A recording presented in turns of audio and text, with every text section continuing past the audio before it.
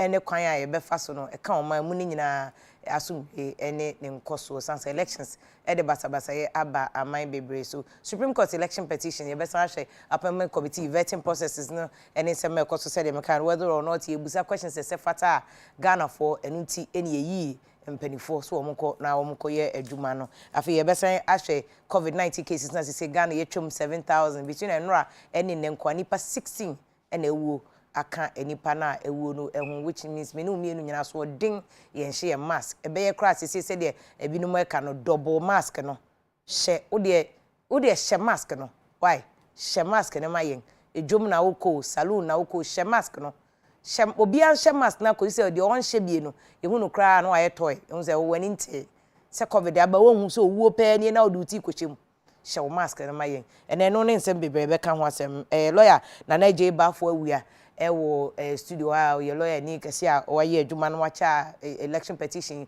wadi akira monitor church nkofo nyina mu lawyer be boy ani atensem na se de na ekoso ewo court me hene yedu NDC betimi asen reopen omu case na na se omuntumi reopen omu case betimi di subpoena e de Jemensa abegina da kadima ma wadi adanse a na se oni adanse so besi sabre no petitioners no etumi aye omu case ama adanse a de disampa bibia ankoye ewo abato no mu ana so na lawyer John Kwame Kwesing enso na wo minsa enifa so onso lawyer wa ye adwuma ya cha onim de ate de follow election petition pa obet church nsem nyina mo for instance ye wo mpanifo akese lawyer for professors Professor H. Pempe chiro se Supreme Court mpanifo no amwa ama emra no anyini anko animu said they will say to me obi say Professor Sare so akasa say in the interest of anka public policy ntino enkebeya na ka say Supreme Court efo no etwe om ho free emra no om gitum say emra wo ho a eche say untumi mfre untumi nhye odanseni bia ana woni pe bia mo media dance o court de so ko mo ntwe om ho free ho no na ka mo ma isi media dance o court ano pe mo akwa abajo ne questions bi ana so comments ana adwinche bia utumi de ba ya kenkan ni nyina e de ama lawyers me ma akwa aba no pe ba for bia mam fan en chance free ho no election petition ya e koso baby a ye duro ye chance free case before starting baby aba bedo hene ho Since say there, Supreme Court ama orders. So obi file addresses. Now file address nyame boa 18th. Mumbe parties never back court. Na addresses no chemu ma ye chese. Address chese. On se we case we are. Na di ntia opese court no ebua asem ne ma no. Ohun se ye court ni ekodi asem a trial no. Wo ye wo factual basis a ema wokoye ena emra ugina so ntia wokoye na ya na trial no governed by the Evidence Act. In the Evidence Act no ye wo obia asudi eda wo so say we produce evidence to support your case. So I don't friend the burden of proof. Inti ye di asem wia o pese wo address court no say wo asudi a na da wo so on a particular issue no we say court no list issues bi the asudi a na sa issue we bi a issue 1 na asudi no da ama Afia Pokua so fi say Afia na o make sa allegation no enti Afia free witnesses no same say ni say no mo kan de support to sa issues no na uwie ye no ofo say what discharge burden da wo so no asudi a na da wo so say wo de copy dance ye beta wo case na chi no sa asudi no utumi yi free wo so enti watumi yi asudi ni free wo so no na cha sa akoda respondent no so respondent no asudi ni koda no so no ebi a wantumi amfra dance ye ana wantumi anya bibi and support ni case a di enti a o ka se me masema America no enye no kore no wo wantumi anya bibi amfa anya den an support no enti wo fo say sa issue an de court enruli mawo so enti no na wo de address court no me pa cho what I say now enunti na yemu bi ka say se ukọ court na say respondent no say omie ni defense a ene say ogushiri fi say ukọ court a ade a obia wo kokota wo se wudi kan nya ade a obia wo kokota wo se wo make sure say wo one course of action to wo nyina so enyina so no eye ade bi a chese asem obia ye obibi na saa ade ne tia mra enu nti na wo kokot nti nya asem nyina na ye de kokot. Okay. Me patriote ase. Asem bi wo wa wo de kokota enyiye. So into hwe yen constitution na wo hwe article 107 of our constitution a ebeka kire wo say parliament entumi nhemra ma de bi a enra nanka ento mra no ene enyeden entomra ahye ne say retroactive laws. So intine bia meni Afia Pokua me fa we ya esi wanim ya ene ebia entomra. So me fa o cap esi ho a o flask esi ho a ene entomra se me fa o flask esi we. So o chena na parliament akwhye mra se ofa etomra na se parliament kwhye sa mra na entimi ma me bomme ebra sabre ade na me ye na entomra. Okay. So what I say eno dey fan retroactive laws enti kira wo say abre bia no bibi enti a wo court no e wo say eden etomra abra sa ade ni sie na eden etomra enti se wo court na se ade kura wo de ko ye no e wo nyina so ofri se obi aye obibi etomra na se utumi eyi o case a lead evidence a prove say adekura eto me no na se bi eto mrampa na se nipa na me de ko aduko ball no court no so omie ni defense a efie se mi guhire ese mama ni je asem na yemre asem na yemre. Okay. Me patriote ase ha enu nti wo be address court no say asem a me de beto mo nim se asem a electoral commission ye me se wo mo atomra no me fra adansefo miensa adansefo no insem say no be de omo be kan ye e de support no so evidence documentary evidence and video evidence say na you produce ye na wo hwe video ni mu a asomasia na obenten na oginamu no ensem sei no kan ye wo fa sa asem na e support de american wo di si ani a etia emra we ana etia emra we so na enti asem no monye de mumu amame.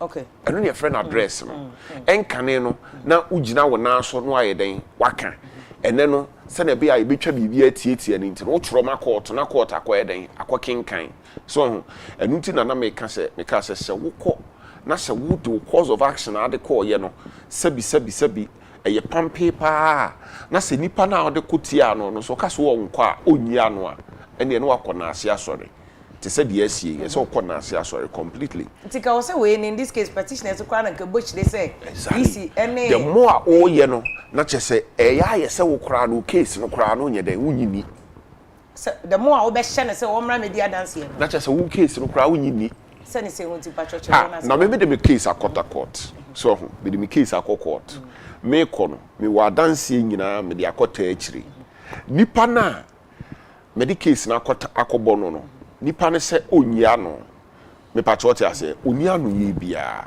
onyia ye bia de court no de wo kan nyina ye no kore de court no be ya ne se wo case ade be dan no ne cross examination ayeye no eno na sese obeba ba mu na ode abu asem no so enti nipa na ode ne court na dance di eni court na nim so it is a very big risk. In fact, risk na respondents na taking if you any risk keto awo a very big risk when him say court no e rule say petitioners not discharge omo bed na wo omo so a respondents no they have lost every right to go into the witness box again. Omo de omo ntumi mba mbe we we international asem no nkuguo mu ana nko omo koi. It is why your case ye pa pepacho so what when je nti say no addresses near wo but say nansan ya odana court no ma directions no na yate say petitioners no oma file another application to reopen their case me wogidi say wo share send your court na see conduct assembly so far e was a petitioners no comply with the orders of the court fi say okaya on say petitioners no time you refuse omo interrogatories no omo apply for review na court na di kan orders say obi an file the witness statement and na court na kan says one file a witness statement they are yentiu application okay it is a sa practice no na eguso adwuma dia then the expectation is that petitioners was say comply with the orders of the court respondents also some comply with the orders of the court no more file address ti so file address na so court na say judges no etie wo mo na say pene say reopen omo case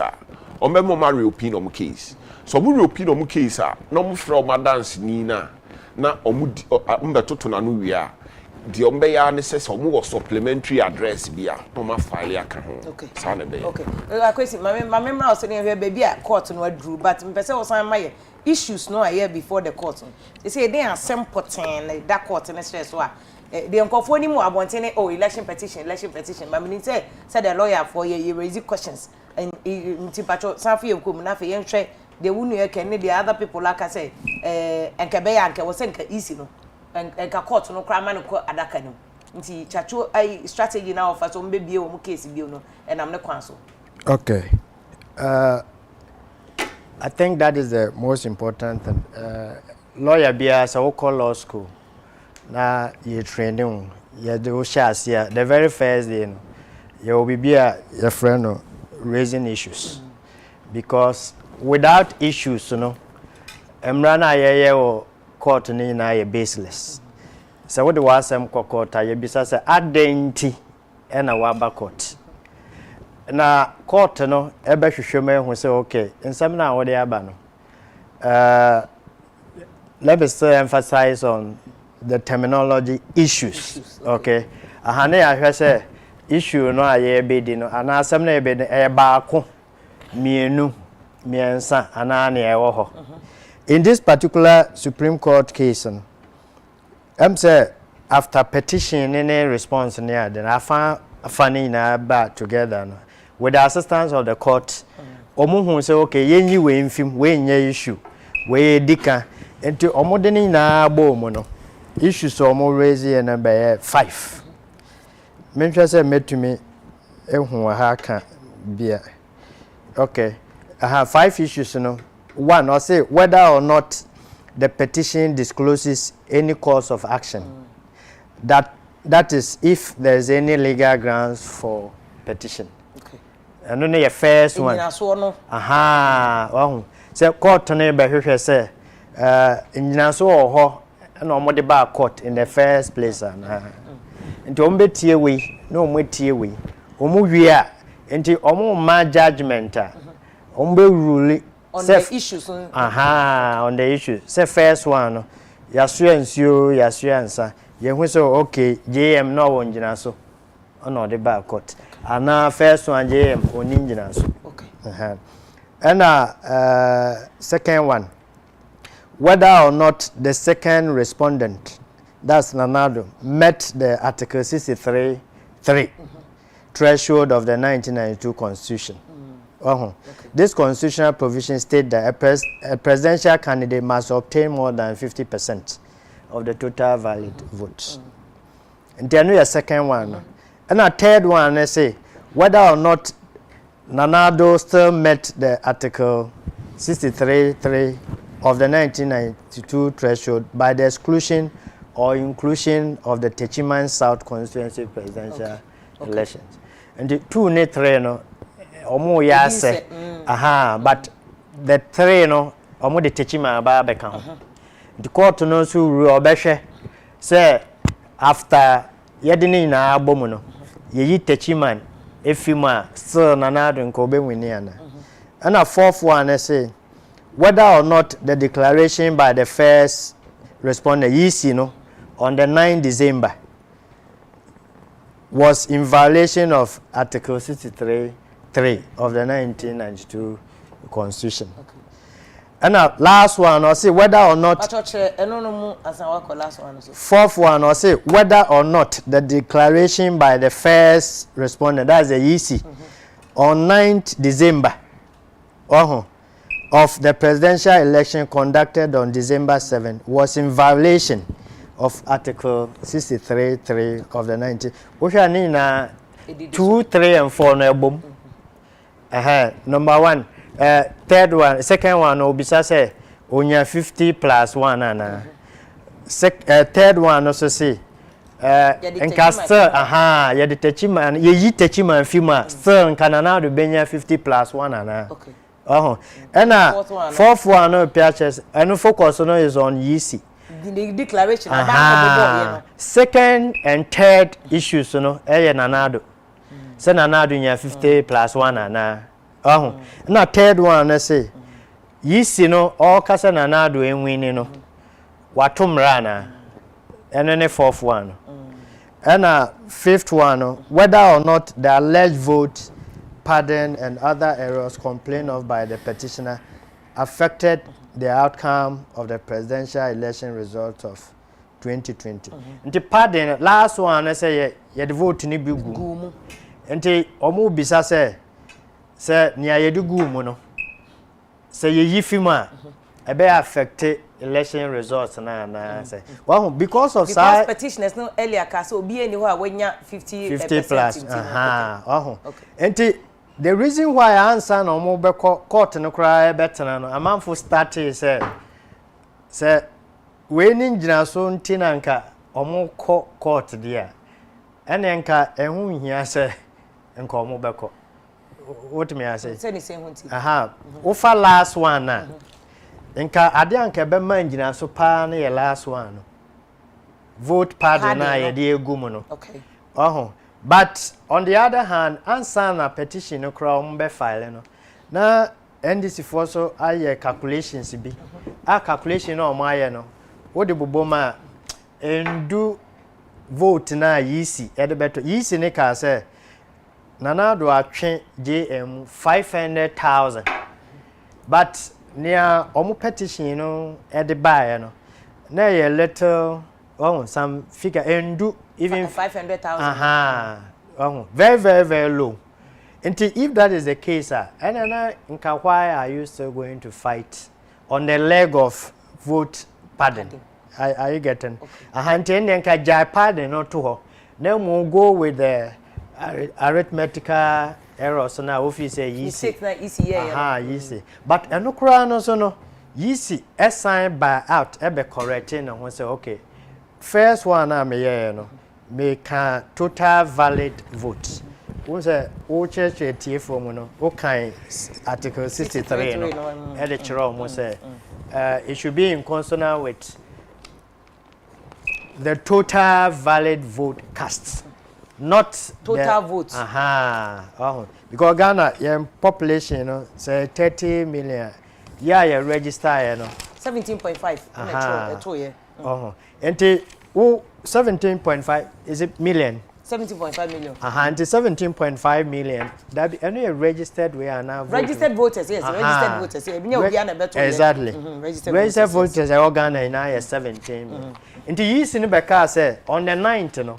First one or the by mistake. Oh, because I need now the same sheet so.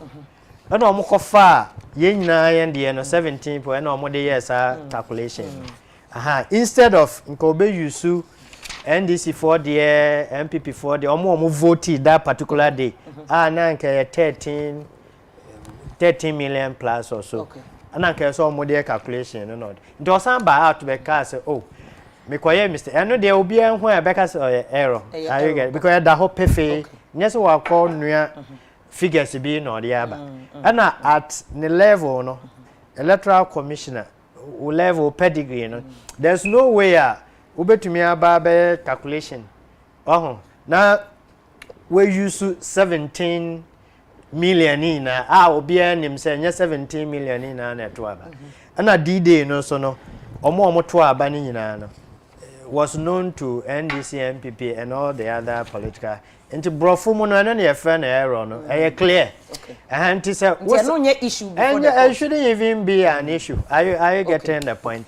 But me no say me but say it's a error no is enough say the petitioners na ka say error no what say last issue ni padding say error no enough say betimi abobi egum na do enya advantage.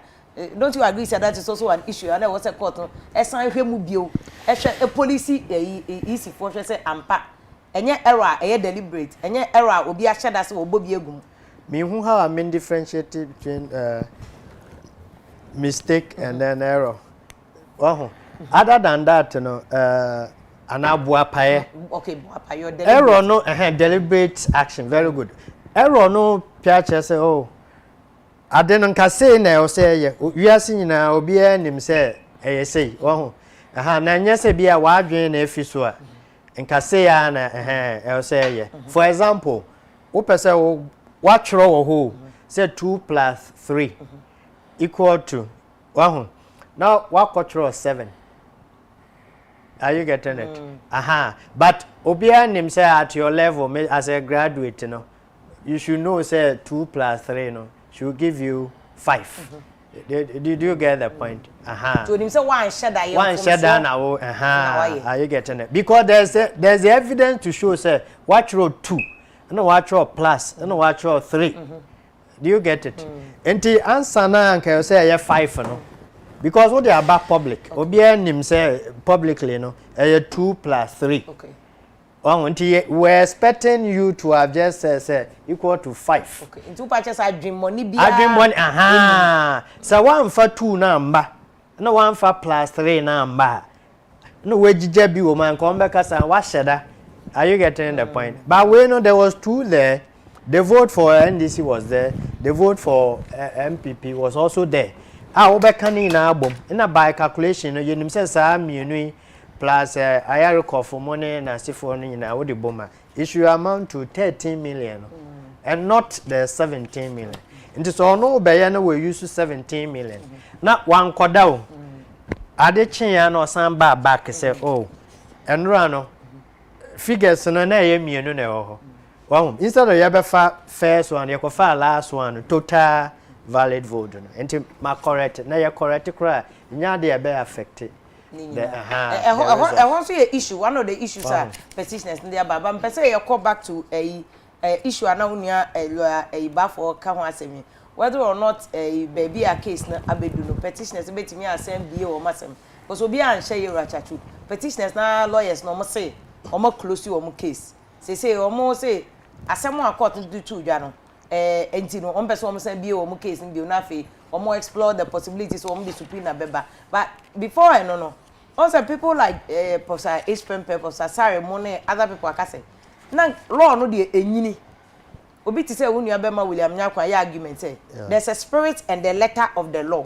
Soon wom renim. And a brofo na ye de law no so ewo ho.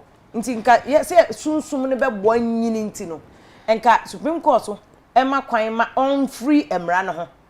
Emra na say untumi share dance ni party to a case more media dance na nka omomra. Said they buy a daching elections tinye case we nkwa daching ti eno en. Me no me da sibio. Emra no jurisprudence no.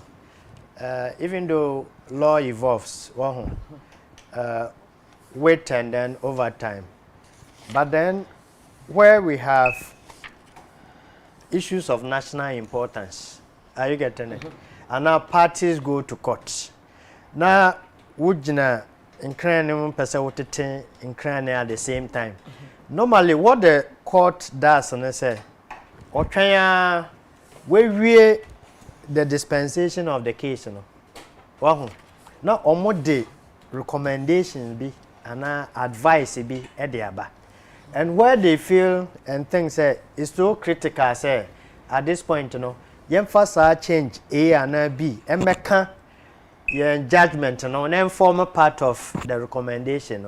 Then they try and do that. But Ombeyan in such a way say affect one party adversely. in the 2013 petition, it came out clearly. The courts, after ruling and everything, Emma admonition, or more advice the whole country, say moving forward, the short of everything, they say elections are won at the polling station. In year 2012. 2012 Omuma NDC MPP omo advise all political parties in Ghana here. Minim say ejuma no man fine you say then because 2016 by some parties still complain say obi ai we omo. Na yakwa ya samba 2020. Still people are complaining. Meanwhile Supreme Court away all the issues put before them considering concerning electioneering in Ghana here. And in their conclusion, Omoka say Ghana answer na yebe move forward. Every election just make sure say you put all the parameters in place and then ensure that whatever votes you have is protected at the polling station. This yet to me a protected your vote all the way from polling station now. I'm not sure say you better do this level bill. Okay. But let me also not hesitate in saying say for vote protection the omoye. But idea okay to omoye it's still the transfer of the vote, mode of transmission. The free regions no region polling station who be free polling station. See 38,000 polling stations. Are you getting it? Send your obey polling station 1, 2, 3, 10,000, 2,000. Nina baba be do one place wahano. That is where the problem is.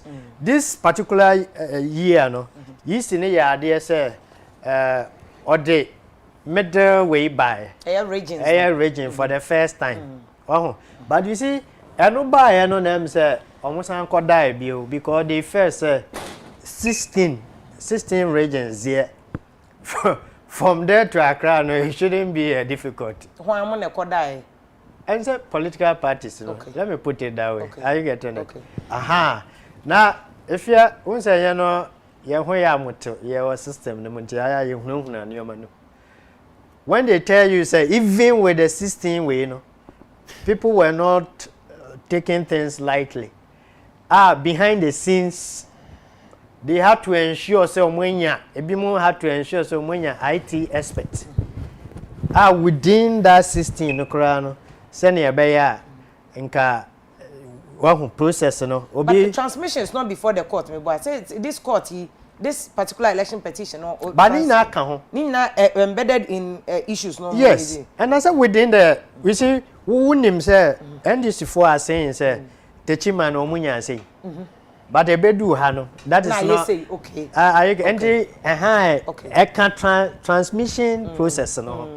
Are you getting the point? And on the requirements to say we polling agent no wahano or the bebaha no do her or be sign and all the abaha. Okay. We do her and we so be confirm it now we sign. But that's the issue. A lawyer crab by no or can one say for instance petitioners no Omon nipa sign is 13 of the exactly 16 regions. 16 regions. Omon sign it 13. Into 13 3 pe and Oman sign ya. Ebeye bone of contention. One of the issue before the court is whether or not 3 now Oman signing no.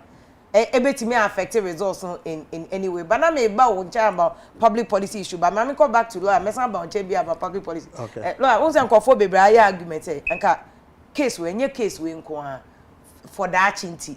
Especially we share a 2012 decision na court ni take here no almost a year recommendation for Ochinabisu election polling station vigilance near the argument number be for instance be to for HPM purpose sorry money ade say naka for the sake of public policy yes rules or CI nim say untumi infradance ni emma na party to the case but for the sake of Ochinabinti no yem twi ho free rules near ma easy imagine adaka nim na question be obusa be ma gidie ni arehemu ankofo wo e wa battle no which is fundamentally ade ayeye say gidie electoral commission is the source of asem we confusion we nyina omo medina adaka ni public policy be ade e beti media ye Afia edi kan patrol ma me nuan kan asem bi ma me try na me kan bi mfa ho okay Say it has never been the contention. Say there was error in the transmission of the results from Techiman.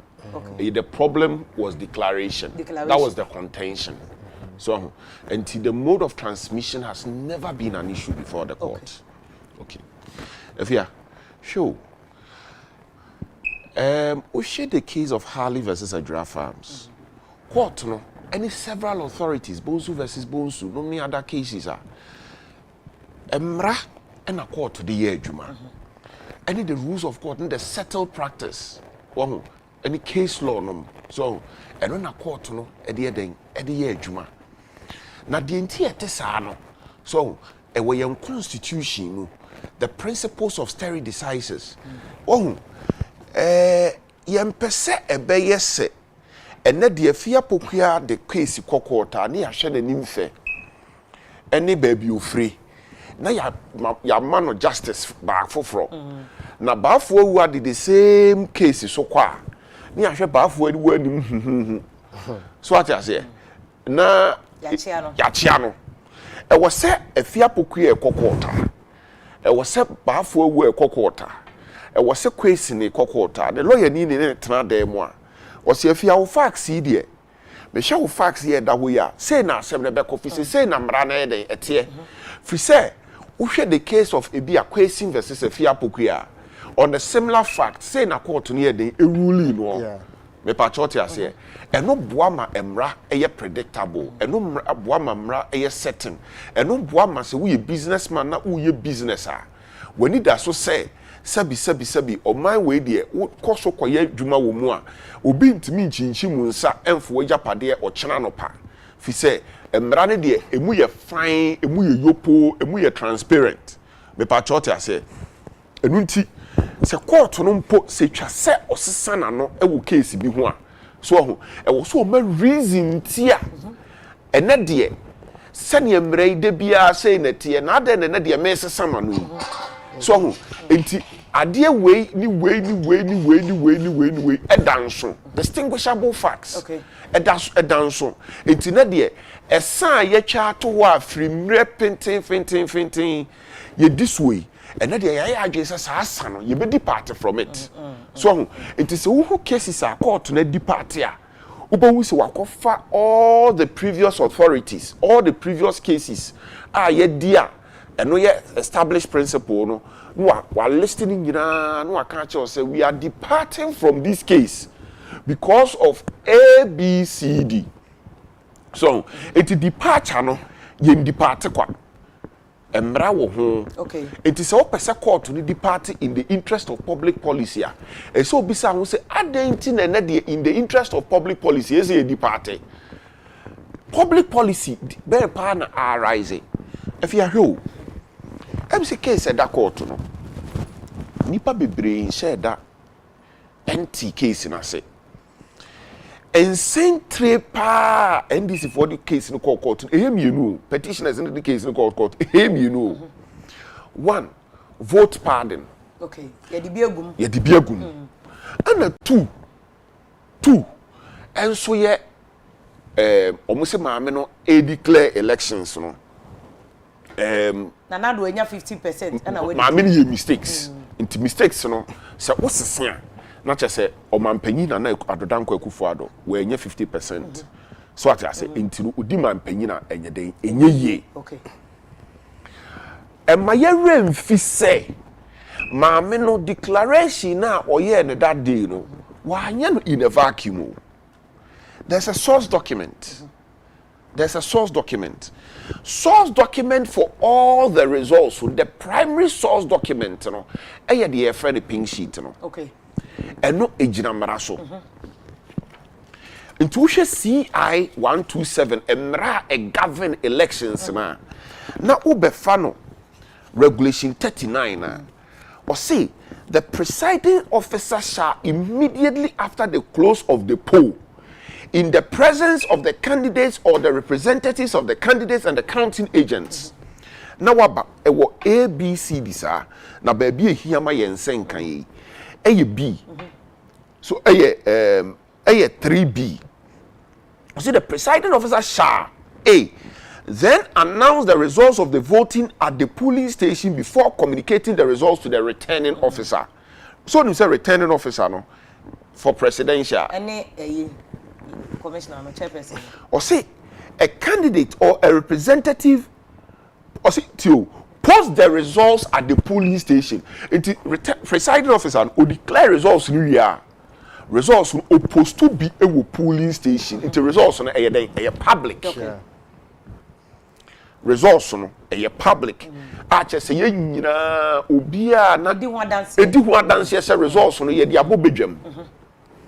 2 or say a candidate or a representative of a candidate or a counting agent may, if present, when the counting of the ballots is completed, request the returning officer, presiding officer to recount the ballots. The results no crowd no to me then you count you. So now what we know or see give each candidate or the representative of each candidate or the counting agent a copy of the declaration of results. Each candidate a copy. Obia na musini candidate oho anana na musini oho no. Ye man a copy of the results. It show results na is declare that day no. O declare ma ye nyina ye TB no. Baby figures ni free. E polling station. So and yako collating collation center. And this year omodi another layer kan ho a ye friend the regional collation center. We are not transmitting results no e dia bankran. Now polling station ho no if ya results na you declare ye di bo bedwam mu bia ye den ehu bi. Ye di bo bedwam emu bia ye den ehu bi. 1 2 wana mu senior ho no ye sa ma na results no die ebi. So what you say? And now Oko regional coalitions, constituency coalition center and regional no so sa pepepe na ye de esi ye na afi we de o say isi no crash akọ na nim the results ne sa akọ ne Region e ko gu ne website. Okay.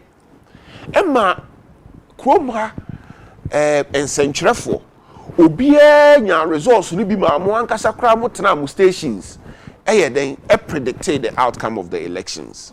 It results no ma me declare you know a public document and a public information parties ni nyina nso ye den e wo bi so it is a wo ba na se wo be ka se maami o si wa ye mfumso na wo ye ni nti no na do dan kwadi president a enyeye bear in mind the same mfumso na maami ne se wo ye no wo saba out the paper be den e be correct no into the papa mu a o pese nipa nyina hu se case a wo ye no sabi anya ado e ye ni bere so no o se ma me no results o de beto abonten no o hwe niema ye publish wa abont results a ye de bobo polling station na me nya copy no se me ka me de esi ani a figures e wo mu no e ye different from the ma me ne beto abonten no me pa to what you say no edun enya no ni petition ani case enti se wo kaya justice apo e bi sa questions bi ensa bi o se mu o results ni bi o se polling results ye ma mu bi ye resi edu nketi ase an mo kekasi ani ase na mu so mutimi kekasi ani o se an na mo kekasi ani anya mu figures o se da bi me pa to what you say enu nti ye rachachuchi katanso all your application for discoveries no and you see omo copies of the result pink sheet omo na ye mo kwan no omo fa obo de ne nkoto to easy de ho what you say de na abenti a wo pese wo de ne nkoto to easy de no omo se nsoso ne wo nsoso ye we de nsoso ye ben na wa kire se wo mu o case no won kan wo case that Supreme Court anim say your pink sheet in Sunsuye will da. It's never been their case. Check their petition. But Oma can pardon. Oma raise issue about pardon. Pardon, no. O can't say pardon, no. A decline. Pardon now, o cano. A rule 5,000 votes. Me patriote I say. Pardon now, or more can okay see any a rule 5,000 votes. Court and Ankasa case any. Or more Ankasa, or more exhibit a supporting or more witness statement. Not in fact as a supporting or more petition. No? Okay. So secondly, the source document a kyerɛ pardon ni si no sa source document no has not been made available to the court.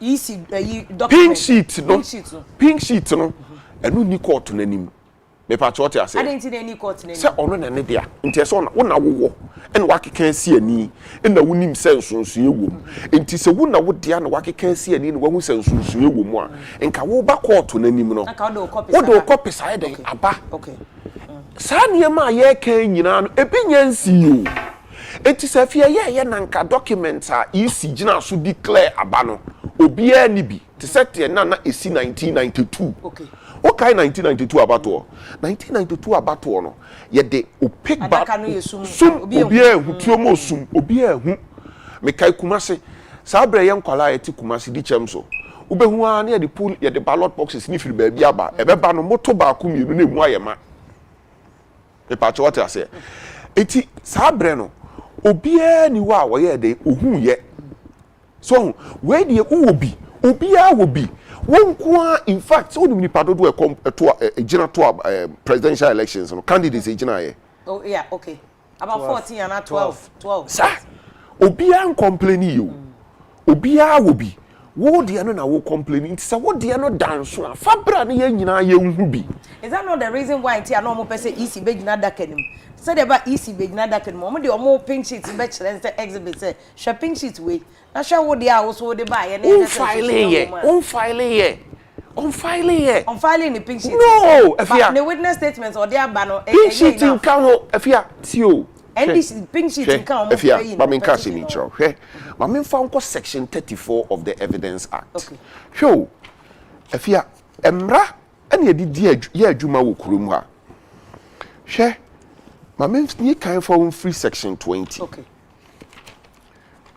and now the mamin from free section 34 no section 37 or say it is presumed that official duty has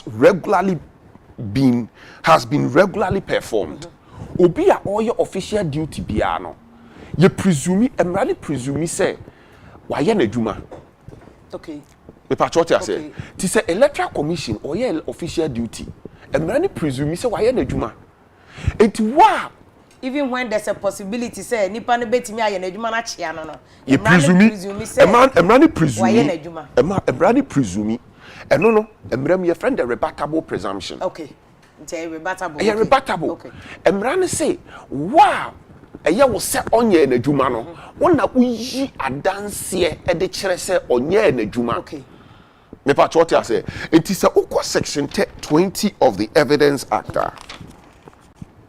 or say a rebuttable presumption imposes upon the party against whom it operates the burden of producing evidence. So what I say, and the burden of persuasion as to the non-existence of the presumed fact. Okay. So emrani presume say easy no why na adwuma. Me pa what I say. Enti wa wo pese wo kire se onye na adwuma no, wo na wo produce evidence. Afia de na emre. Enye de emre ne say mia me won krata e kire se isi nya na adwuma no ana wasisi me enyam na me de san krata ne beba na wo de wo se won krata no won famma e kusa wachi de me ka atma se nkrata me famma we de akoye te se sabi woni panyi bi kasa na wachi aboa bi ahye afafranto na de ato nsem na waka se afafranto yi Afia Pokua wawu anaso wote ase te Afia Pokua kasa afafranto na wu a na ma bie mi nsem se nye de entunko o ja se sam kase se Afia Pokua kase afafranto no omu ya na ma mia no me se a obo ahwa afafranto na ewu no so ja se that is the game of petitioners no so asem na me can see I shouldn't be prejudicial okay now the point I'm making is that in krata edi adanse wo abatwo resource any declaration ama me ye no who will be in fact wo petitioner wo dance ni ekotena adaka mu rojo nunu metal what you to me say resource na free regions ba ye no summary resource of the regions no ba strong group no or sign 13 out of 16 what you say miensa no so na one sign no wa ma reason to a one ye dey one sign even though mra ne say one sign e so ma reason to a one ye dey one sign in fact miensa no so kra no na koma petition no miensa na one sign no yes o de kan bobo mu a ensesa hwe so nti Afia we nyina si o we nyina si nti maame no onko adaka mu nkodi adanse se de onko adaka mu nkodi adanse se sabia nyaado resource na wo bie no no so wo bie no eno no onko ka ho asem de onko kan unim dada so ade na onko ka no krata na opese onko ka ho asem wo bi ono so wo bi one fa odi ama o mekire nsonso ye wo ono no de no de dantem but adanse and adanse for no be ma ye nipa miensa na petitioners from na nya enough to show say omo wo case e wo court even in the absence of pink sheet na also omo afa man Afia me pacho eno na minuyen about the issues before the court so I say eno na me suma breaking it down amount say omo nsem pa no eye mienu pe the pardon of the resource and the two maame no mfom so a omo so ye den oyeye oh eno pa ni nsentre mienu a eda court n'anim so enti se no ni nsentre mienu na da court n'anim na wa frɛ three witnesses so o first one ba ye no ye bisa ne say mo resource mo representatives e wo all the polling stations or say I near wo representatives constituency coalition center na mo nyina mo representatives or say I and ye bisa ne say so unim se mra ne say they were entitled to copies of the resource or say I me pa cho te ase and ye bisa ne say mo ankasa mo akeka mo ba munya asiani o se de da bi ene mantumi mo munya ho nye den enyeye Afia that was the summary of ono witness ono evidence no we are dem back court me pa cho te ase enti wonye ye no den na wo back court abeye okay me pa cho etosumienu your second witness e ba court no obedi adanse e fa asem a eye maame Jemensa e krekere omo se omo nko mo petitioner eye John Mahama amane ewi akire no na chese asem ono betena court wo beka ye no enye se onu gina ho bi enye se onu gina ho bi ena ote se maame no e ka akire rojo ana se ogina ho bi na maame ne ka kire omo mienu ono ne si rojo na ye den e ka kire no enti chese emramu kura no sabi there is even an issue as to whether or not say ono kura or your competent witness to say the rojo ka kire because I hear say no exactly or your competent witness or kura no court dance or court witness box mu ko dia dance here okay so etoso miensa rojo so ba ye no o say eniema di adanse fa resource a efi regions na ba no 16 regions or sign mu 13 the one sign on so no emra eka se baby a one sign no die nti a one sign no ese wo kire eno nso wa anye den wa anye eti die pa allegation ben na ya ye tia maami ya enu nti won kwa adaka mu nkoyi na no fisa Afia sa me kwa adaka mu a na bia Afia ka bibia fa me ho sa asem no se mi hia no a ebema asem a eda court nanim no court no ultimately are they resolve brofumu ana in practice ye ka say a friend say ubetumi to friend say completely resolve the issues in contention before the court so I say so kotenada kamua na so koyi na no a ensem a okoka no e wo say timi bua the complete and effectual resolutions of the matters before the court say entimi mwa kwa okwa kam no de na okoka say opesa mistakes are oyeye eno ho asem okoyi ano a Afia sabi or the results bi asa ba beto abonten say or the correct mistake a oyeye say eya sonko chen die obi awa onfamra na eno maaye ne de Afia eno maaye ne de empa anti na maame no onko adaka mu say ne fe ne fe ene ne sa ese enti na person kwa adaka mu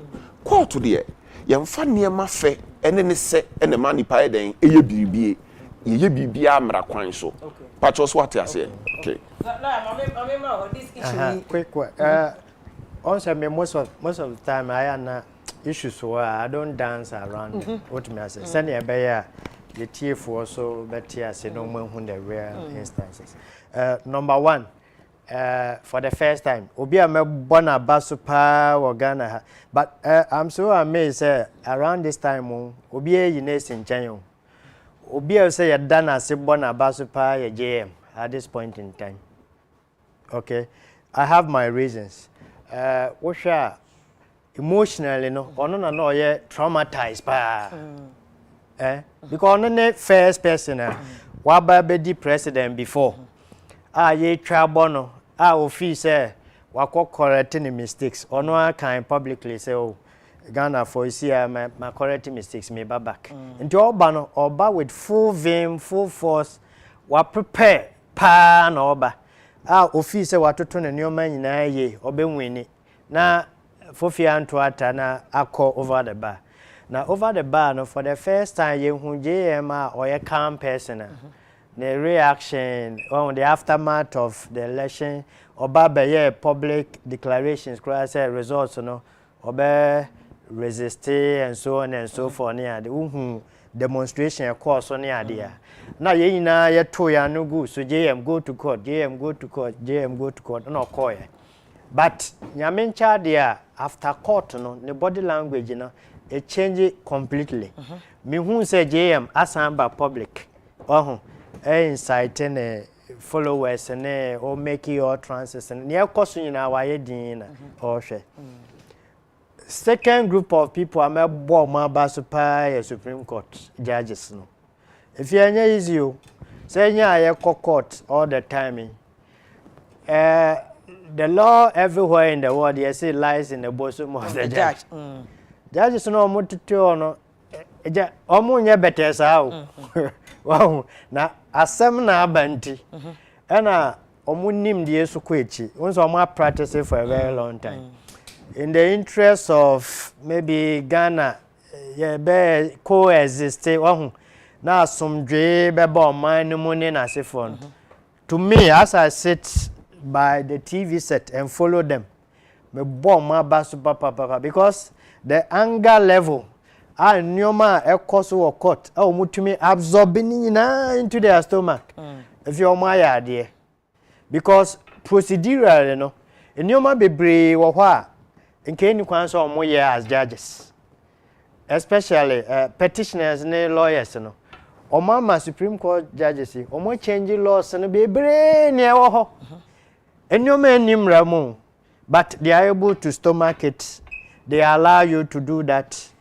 No wako echina wasan babio enimram no waye na Supreme Court judges no omo ebumra na ni omo all the time request bia would babia they just allow you to go through. Now that said, you know, maybe will be advice bia medebama wahu after yabo JM abaso yabo Supreme Court judges and abaso no moving forward more headlines no generally more headlines no after show headlines no should be say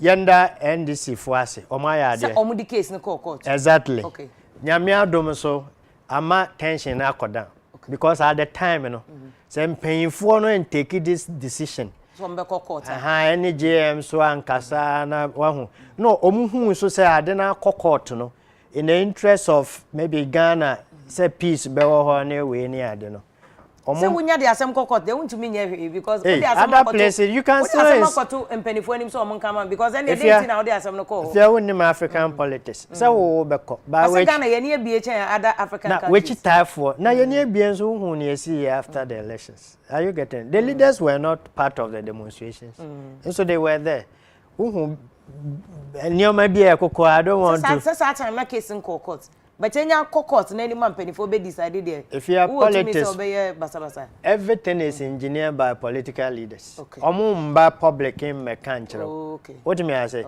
omo betumi akase we are in court, we won't do anything. But behind the scenes, supporters and everything. NDC supporters are almost still almost call it say. And what's a case no court exactly. But that would be disrespectful to the court. But because I'm paying for no. Tina make us say yendo almost was are you getting it? Na ye ma omo hu say abrabo no nye de bia na wo be win merely by obi, let's say so obi kura atwetel ni na can part of the game. Of course o colleague on campus na university campuses elections be bri o ha ye na ye nim say Afia na be win. And so at the end of the day, na kofa. Yenya abobo results na the master. Share the stress we go through.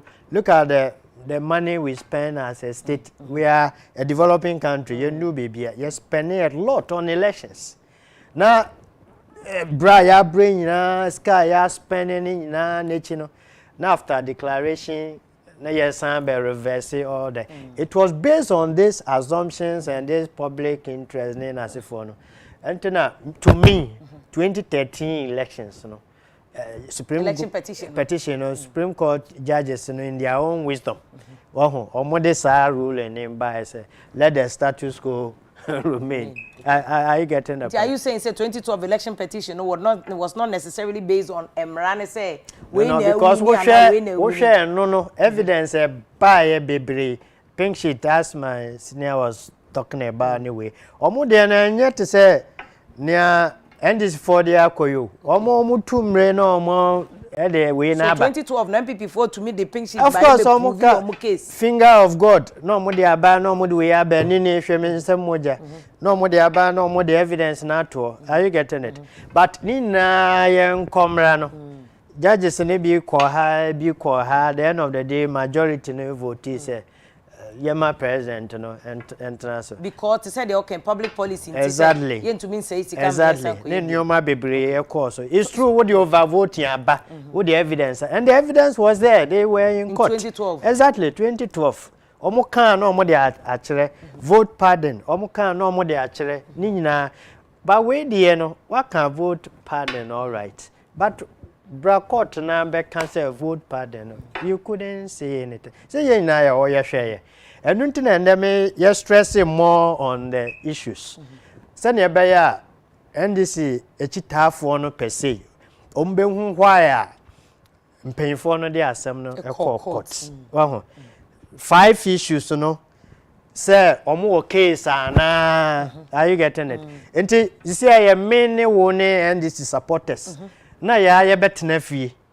Na ya adwen say ye mpanyfo yi asem omo de call yi. Nti wo hwa omo case ana say omo ni case. Nanado onya 50+1 ana wenya. Na hwan na e kan say wenya. NDC 4 na e kan say wenya. Oho. Eden na che say wenya. Wo say me nye calculation no. One you don't get evidence on the command. No my evidence. So no represent JM in court. But mo amoye lawyers na mo share nkrata na ye de ba court mo ehun pink sheet bia NDC attach to na say nyenye na ye beka wo de wa asema court no wo na wo beka wo be chro all right but after wa chro no e say wo back no with evidence. Are you getting it? O man fa pink sheet o man fa we but winim strategy ananka NDC peso use ne say okay me wo figures no wa ho but me nya sure ana media no still I borrow 50 no but wo me hu say wo e bia wo nya sharp wo bet oba na me nsa kan a metumi atose wa na wa ye mistakes e wa adaka nim nti sa mistakes no wo ya na na che say Aqua me. Do you get it? And to know Mosha see first one say my loss in Kamoma Yisino on 5 ne figures and embra. And sana I didn't cry yasha even though yanyanesa because what the yes so are you getting it? Omu pushi ya nye oh and we all think sanka omu witnesses in a bar. Como so be omo case na unfortunately no 3 na ba nyina omo miensa nyina omo ameka bibia related to 5 issues here ya kai Pachochre honum mame. How did enipa me ensa no mbedi adanse ma petitioners no? They can be in contempt of the court. Judicial. Oh, no necessarily. Say yeah, can't niomo. You see, my issues. Say you share TV no be here. Director, TV no well. Are you getting it? We're expecting say give your side of the story because we when 50 plus 1. Are you getting it? But ye na ye TV echi. Oh, ye bisa Mr. Say doing get no principal witness because J mamba. And I say because of to me Uncle Ken see anyway near. What is the meaning of that? 2012 no. MPP for no petitioners or more ban or more year. Almost exactly. Now what they are, you get it? Especially almost no soprano, and yet difficult for them to have done that because almost 13 regions problem be anyhow. Oh, until aka 3 regions pe. Until ka u ban 3 regions so na one obeka say eastern region no. Na me calculation it should have been 1 million. But easy no by obey no 2 million. Into which means oma pade 1 million votes aka ho. Okay. Then court na who say oh easy. Yes with the 1 million. Abeka nanado de no ho. Enu na be manjina so say easy bra na be yiwa no. Did you get the point? Okay. Tie for muntie ne ye because NDC or me fan say JM in Crawford no to me ambo easy no ko edu bia no njina so bia ni wo say easy no e baba be yi na no because oba omo no ko edu omo no ko edu sen because say omo de ensem omo ka say adwuma oye no wa ukan lawyers wa kan say errors no but una wo ka say my me error no ma correct ba wo say ma pade one pardon enye ordinary word keke wo se me de bi egum are you getting it into saying na me de egum do you get my point ena se me de bi begum so a na wo be bo me attack e say wo make sure say ni me de egum no one ye yifima e affective 50 plus 1 no into some mathematics ni calculation ni analysis eno na say wo koye wo court ho na wo ka kire Supreme Court judges and say, my lord, I don't know 1 million. You see no waba be 2 million. Sa 1 million no mumbisa ne say okofa fi hin fa. Nti mumbisa no say ofa fi hin. And now Supreme Court judges be ka say okay, bet na ho.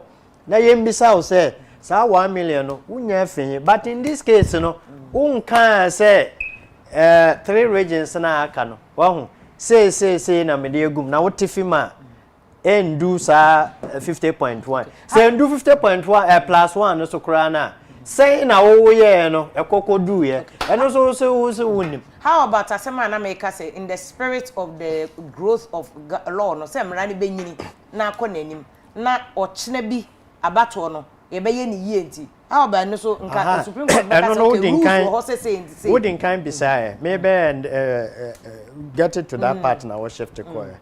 And no to make us say so yembo JM abaso na yanda na say are you getting it? But that said, you know, now me conclude on the second leg of it and say for purposes of let's after thanking JM, thanking the Supreme Court judges, I will appeal to the leadership of the NDC, Omoni JM and Tanase. After Omadana say, Omoma supporters and NTS say, this is the issue. You fight it, all right. But baby, I could know. You feel say there's tomorrow also. Wahoo. Yeah, dear. Of course, that's the advice. Yeah, for my legal team, me as a legal person, and with what has transpired in court, baby, I do know. Are you getting my point? My legal advice to them say. For NDC or the leadership to win, to win something out of this court. More train, my could do finishing line. There been a stop the case court. I see a finish it. That be independent. Exactly. But is it possible at this time? Yeah, they can do that. They can do that. That would be premature, but one baby no. Withdraw. Yes, appeal to the say baby I don't know. This is okay for us. Are you saying na Chachikata asema de to court na nim say o say dana Supreme Court ma ruling say emre bie ni wono ma ebetimi ahye odansini bi ana party bi ama wo begina adaka ni men therefore electoral commission yentumi hye no emo ma no o ka say o person reopen the case bi possibly o be file for you be apply for subpoena na ye de Jemensa Abba as a witness. Well, when we na count in America say omo fight edu pempen so because once America no the sign make issues be say in legal practice no nyoma bebre or procedure no Supreme Court judges for no they've done well because omo konkon emran sa just to accommodate the petitioners. Are you getting it? Because they are also mindful of the fact say NDC JM will following baby. To omo mpese ombeye bibia ebe call against omo supporter. But if you ni na nature no hwe try trouble Supreme Court judges no. Do you get the point? Because almost every now and then the petitioners lawyers are filing for one motion or the other. But they are entitled to it ana. Obviously. But when you say motion ni be o if you kwa weigh options na one say weigh no ehun hia say so are you saying say can be interrogatory discovery sanyo money na no wo dada nti bi o man no dada sense onim de ne other respondent so wo bampacho mpese wan sa akwache nti o pa che say baby o modui chachu application na nko so obeye to reopen his case no enke as a lawyer who say it's not a bad decision. No, I don't know what kind was strong point in what they are. So, Koya be before at best, you are worsening your case because by contradicting. How? Or the subpoena or applying us or your subpoena na? Na say court man or assign reopen the case, no, Fred and Sinifo Fra. A best any case. The fact and then say one kasa case and then in court, we don't base argument and decisions on the weakness of that side. And the other side. And if I say, Madame James and Waba, no, I buy no hope or go to ninja now, no, why no poto, so no more the bay or more decision. Or more be sure, oh, dear now, would the aban argument, I will hear evidence, I would but answer if there's any inspiration, so more you 1 or 2 few more, they can take it from there. Are you getting it? Okay. And to start understanding, you know, say followers and supporters, you know, so what would the case na kono? And then as some engineer so na ujina so what the aba. Sa engineer so no, say yene supporter ye bisa ye ho say. Ye paying for no call court no. Omo to me a convince aha. Many wo ka say omo aye from mu nyina no. And etie for yen engineer so say the main person, number one person, and who did that say my or court no, JM.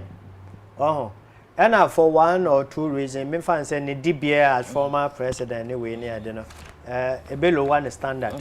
So bakwa ko jina box mu say yanto tona no anyway into Wamba. But in Kawamba no in 2013 there no, Nanado at the time, Emma Tumi Krata, Edema. Mr. Baumia, Emma Baumia Jinana name. Into whom Mr. Baumia, nature or no one in another. But in 2020, dear no, minim say a mistake, say, Omoye ne feel. JM no, ne lawyers na ye bibi samano. Into one ramono, when yasa 2 minutes say, Obinko Jinamano. Oh, until who number one person now what they was a marco court no. Asam na whom bomb, ye you with him. From first standing. Until rather no, who kofa adasefo fi baby say omombra na omome support who case in the mouth. And your friend Mr. Asidun Katia, and your friend Dr. Pesa White, and then Mr. Rojo Nunu. Omomi and son so omo buy any na. If you issues 5 year ya boss no.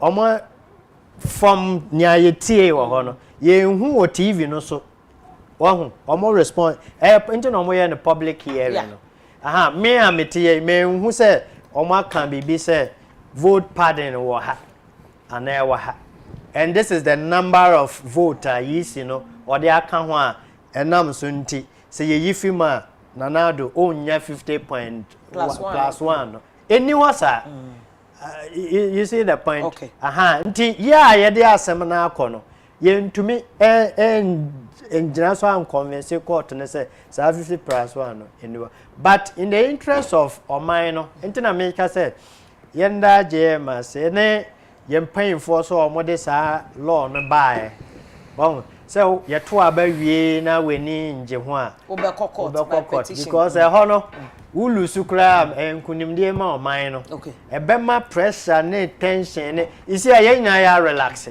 menjin di say there's anything strenuous chinchina and then obi be kwa ko gina street say okwhye tire na bibi like that but this is the time and can you be use opportunity no wahu na ya calm nerves bebre now sometimes the posturing of the lawyers in court especially after Supreme Court do more ruling aba no comment the party for ne year to ko do conclude so body language you know from afan nyina no e say ye hwe ne ye because e hono so say ya manage ne ye because we say you follow social media a lot.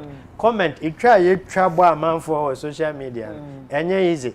Ama to the point say bimo still attack Supreme Court judges or my say chinchina bibia. You see, but emrano different from say the otia about here. There's another school of thought so more ka say e ka omo kwa enka for the sake of the country. In the interest of peace anyway I don't know. Nkayama Madam Jemensa Omra box no. That William Nyako Professor H.M. Pemone other people say no maka. No but very wrong. Because ni aye ye nyina no unsa ye set example. High court ne appeals omo nyina omo twen na e be koso wa ha. Omo hu nyoma ni bia even though we need a special court specifically made for electioneering procedures anyway I don't know. Some of the decisions that go on there is binding on the lower court. Ombeka so okay, do say this is how they went about it. Yena yenips entena make say subpoena no kurano is on the wrong footing because nipa nankasa or ne organization yisi chair no the organization a party to the suit. No so no da ano. Nti bibinia she is the right person. Anke so ba na obema testimony. Okay. Are you getting the point? Okay. Na ya mana amba. Obe force no chinchina say on samra bio. No ba den na obe kan. Wo ebeboa wo in particular. Because nya yisi no na eba be ye wo case. E dey amount. Are you getting the point? Even though in law sometimes you share the atmosphere ne ya dandan nyoma. This is not one of the instances ubetumi aka say because of Ghanaians in a way in that ni abeboa ye pa you to me you so no at this time. Okay. You see I remember honum say the only abema ka no ne ya adwana because the decision of Supreme Court in be taken no and yet just limited to this election or even elections e be binding on lower court ni nyina e pacho eniema kakra bi na say me pese me reading na react na tene kakra bi wo hu se na me nua yi ka say omo wo ho kwan say omo timi withdraw suit no ana so mo discontinue na me busa yes me pacho enye as of right. Okay. It's a court no more ho kwan maybe o makodru no so wo share CI 16 just emra Supreme Court dey adwuma na wo share the amendment to the CI 16 na the rules on election petition for the CI 99 provision be anim efa discontinuance ho ana withdrawal you can withdrawal ana discontinuance I just say kwan entena ho me say omo appeal to the court and I think the court will even be ready to meet them halfway. Okay. Are you getting me? So akwanya bia ni ho sama so sa akwanya no CI 16 high court CI 47 high court civil procedure rules no now high court civil procedure rules na wo say edrum pempenso bia say wo ho kwan wo ho kwan se wo withdraw case and say wo ho kwan se discount but edrum pempen so bi a sa kwanya ni ho ma just with leave of court okay it is a uba order 17 rule 3 of the CI 47 a catch say as except as provided is in this rule the plaintiff shall not be entitled to withdraw the record or discontinue the action without the leave of the court. But the court may before, during or after the hearing or trial upon such terms as to cost and as to any other action as may be just, order the action to be discontinued or any part of the alleged cause of action to be struck out. Until you have to go with leave of court. Oh, you can't say leave of court. Oko court oko sere kwan. Nemo no court no kwan na oko sere no. Discretionary. Yes, na wo sere ja ne pa. But in this particular case, wadama, Mr. So, okay, say in this particular case, omo de bema wa. Wo na said the automatic. Automatic. Say automatic anka wo nkɔ n'anim nya den enkɔsrɛ. Na wo kɔ n'anim akɔsrɛ no, e so hu se obi so gyina afa. Saa nipa no ebi a obɛka sɛ oppose your application for leave no. Onte ase. Enti ɛhɔ no the court's the discretion of the court in exercising its discretion you must demonstrate say court no it me satisfy the discretion in your favor ye nti ehɔ no eno so betimi aye problem kakra nti new automatic sa me pa cho what say now Afia secondly minue ka say ye na yira Jo Mahama ase mini problem bia wo ho na emom no ade a me pese me kan se Afia hwe oman a ye kyekere no so ho enye nne nko na ye de kyekere man no bibi a ye bia ye hwe se daache ye twa sra to ho a nipa be de bedi akire nti na mpanyin se enkirimenti so ho wo hwe enkura a omo democracy na ko nanim na enye fiti preko pe no omo po omo se enye sanka se bi moja ye den e baaye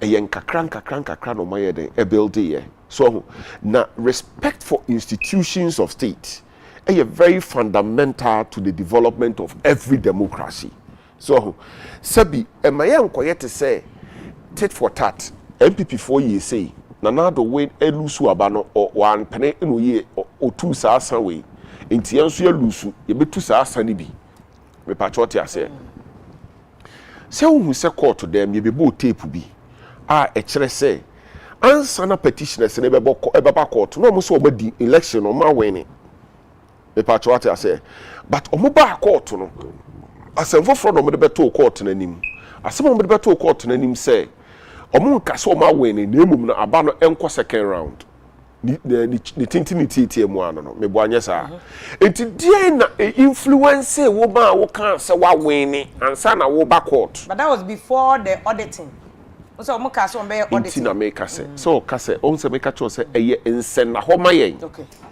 o kire okọ ahomgie mu a so ho okọ ahomgie mu a na otu wani a bisa wo se die na me ye boa Ghana democracy I'm proud of me pa chote ase sabi ya ne yensusu pentem nkasa se wonim se onye wo auditing a Emma Bontin meka say wedding kunim emma wo supporters enko on the street enko hihye ties emma binum nye den enwu so that no sa akwada bi ye bia obetimi afra na tunefo ochina sa asem bia si Togo ana Benin fa ne sese wo ho kwan se wo sa agina bi o fa ne se daachi bi se wodi nkunim daachi bi se wodi nkunim na be di president na se wote se Togo fo ato aba ana Benin fo ato aba na nipa bi eye menteme ho ase a na omo hyehye tire so ho wobetumi akogina omanim akase munyai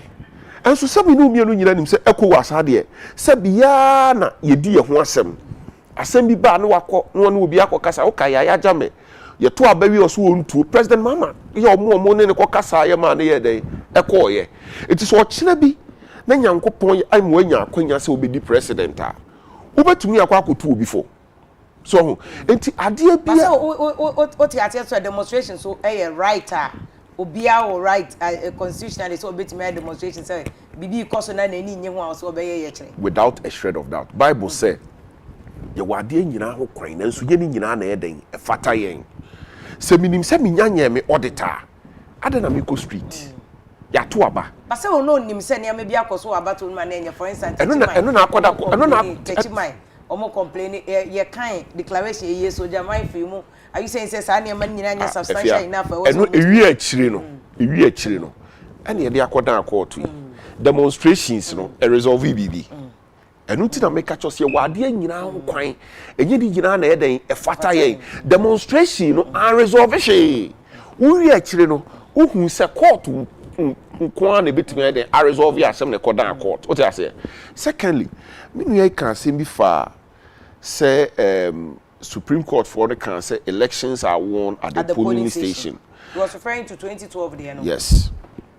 Eno no to da bia ya na yente ase wo ho no yenya ne ye fi say hwe ye ka say elections are won at the polling station eno nkire ses wa ni nkulima wuntimi ma court me na ne ma wo ye pa kire wo say o records ni nyina wo polling station ho ntu wa dance bia no no basic dance enti se wo kaya before the 2016 elections Yura Godfrey Damene Yura Kutampa no call Supreme Court e ko share say yenye say pin sheet no obia benya copy okaya say election results no yemani say yeto abayi obia benya bi enti say pa de the accountability mechanism and the transparency in our elections no Afia say who representatives nyina na make sure say sabi foreign goods bia mefra ye ka say foreign goods we need da ho na okura pink sheet na sa wo be Supreme Court na wa ba na wo say the pink sheet ni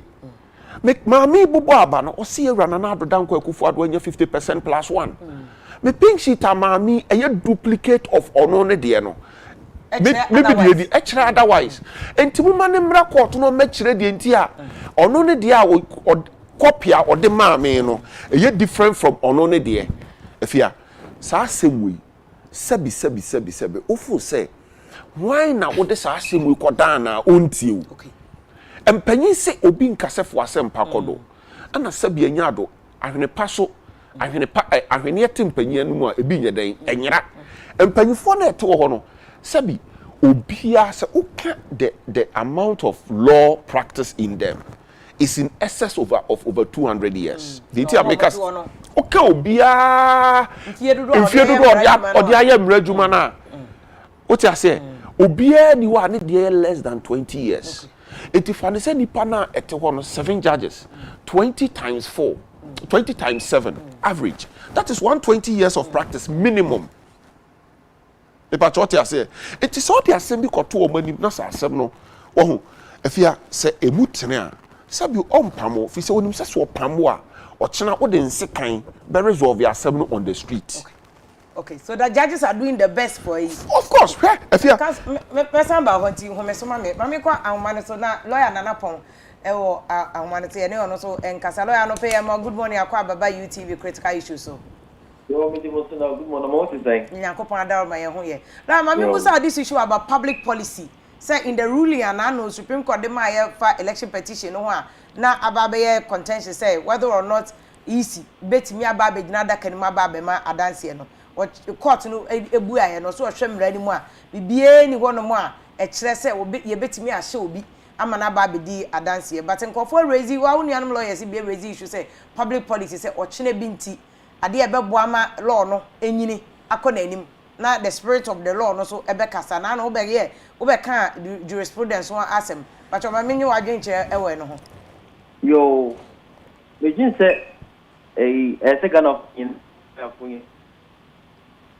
like one thing Ghana any constituency in our it could be better don't make it be a law don't make it be a final omut me to sound margin omut me no PPR because another court of final that's the first and I just say uno I agree uno mo police one police uno me back on one back home the omo kanu momu na law no the omo so wisdom and a public policy consideration in omo consider the yan say be omo ti ho no so last na make say normal we bring no make kakabo man say no normal ruling but they continue say we are say no who's your psychology and psychiatry? I say how you see the world depends on your needs and the pressures that also know, and our politics, and our tribe, and our religion, and our class, and our gender, and our BB, our social status. So, it is the Supreme Court may ruling that said, one way, not back one party for back be jubilating, not the other side criticize. Yes, normal. But at the end of the day, no, who determines the law? The Supreme Court. Okay. So we are lawyer, and now again, no so much and one. There's no point of the sackers and come fan to her, no fan. So we're saying it's a undermine it. Authority, no wisdom, any authority, any BB. I know more and Fanko baby, and I raise one more school in which Biano. Now I say, almost back say Supreme Court now ruling, but the Supreme Court will rule Biano by law, no, on my any. The option, as they say, petition is not far. Which is the umbesan baba ye application ama court no na court na makwan ama omu case no close na no ma san biebio na possibly o ma file o ma apply say o mu di subpoena de eno beba no wo eno wadwen che wo ho ne sen also like because I don't know too much football e for near could say e person winning e person bi am say abeni wan wan eno nyina e moa ma me ma o ma dwen che why we dey me ankasa my opinion. Okay, so me na ka me prosecute case we ya. The first thing I meant is make permission of the court and answer Kenya international a competent specialist group to be now court now permission. No my report and my another audit. Me the case make to say because Deloitte and Touche no one way. Okay. And I KPMG for near 2020 election. Now me who results now ECD by and okre and yen okre abroso and mroso den. So expert testimony, expert report.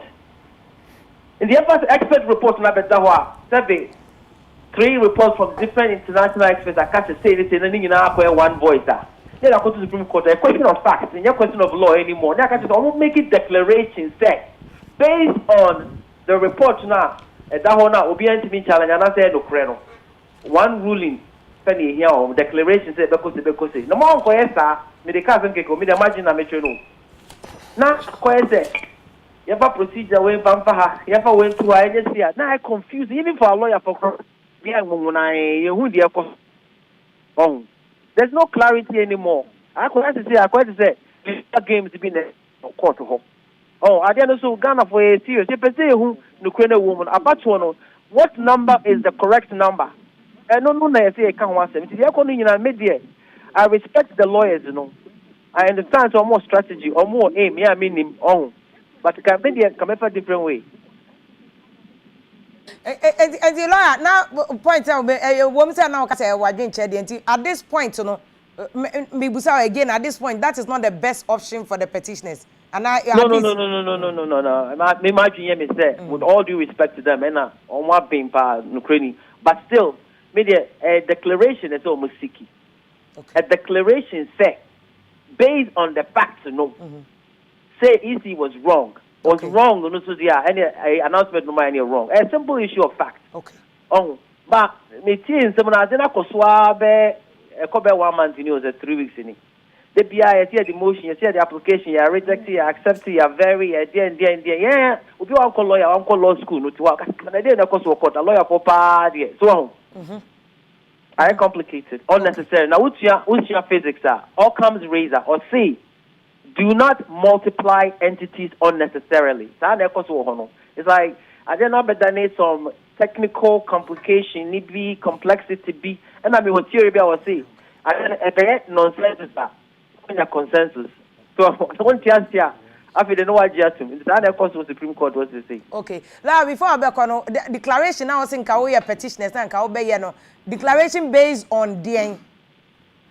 Sir, you want to go and say. The facts are, say, this is the number, the total number received for President Akufo, this is the total number for former President Mahama. These are the facts. So we want a declaration. So when the EC declared contrary results, you know, it was illegal, unlawful, unconstitutional. That's the declaration we want based on the numbers. They're very simple. Okay. Now, the challenge they have, and they say, almost submitting yes.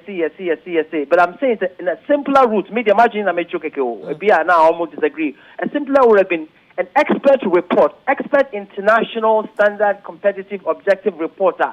Obia and Timi Sebe and question, not just say these are the numbers that we audited, and these are the total numbers voted. Total cast. What does that expect to report to the Supreme Court? And based on that report, please declare. And it's simple now. Now, now say pink sheet. Okay, pink sheet is a long process. Yeah, Supreme Court and see waste your time. So, the man now say High Court to be no mujana. Way, but now we made a mihuni answer. A Jumana yard also do. Okay. It should be simple. Physics principle in Juma. Keep it simple. Always. Okay. Council, Mamma, now I say no pay. Medasi, pa you. Thank you. Lion and upon Elkumasi on any nutrition comma or church, you must say, Weddy and Kay straight forward. The Bayan competition is not Kosiki declaration. But major point lawyer making is that open international consultants be and I say local consult KPMG July 2 Ernst & Young omunyina wa hanum say na ko my omunim calculations and then counter politicians near experts in calculations into omoya no master sending nyina na ke bia petitioners o kono ekuta o yopo na wo de akose court ya yem counter ni nyina we need NDC for NDC to explain to maybe omoye bibisa was say yebusa National Democratic Congress NDC lawyer now person make point be so the point ana me making is say Afia. But the only ane kan ye no. Two, Afia. Nkonta no. Mame nkonta no. O kai 2013. Ebra ye na ye president Nana Addo Dankwa Akufo-Addo. Ene yewura Jacob Echebilamta sebi wakotwe Nyankopon kukumu. Ene vice president Dr. Mahmoud Bawumia omuko Supreme Court nza okai. Unse omuko ye no omo ade omu pink sheet na call you. Okay. Omu do omu pink sheet na call ye.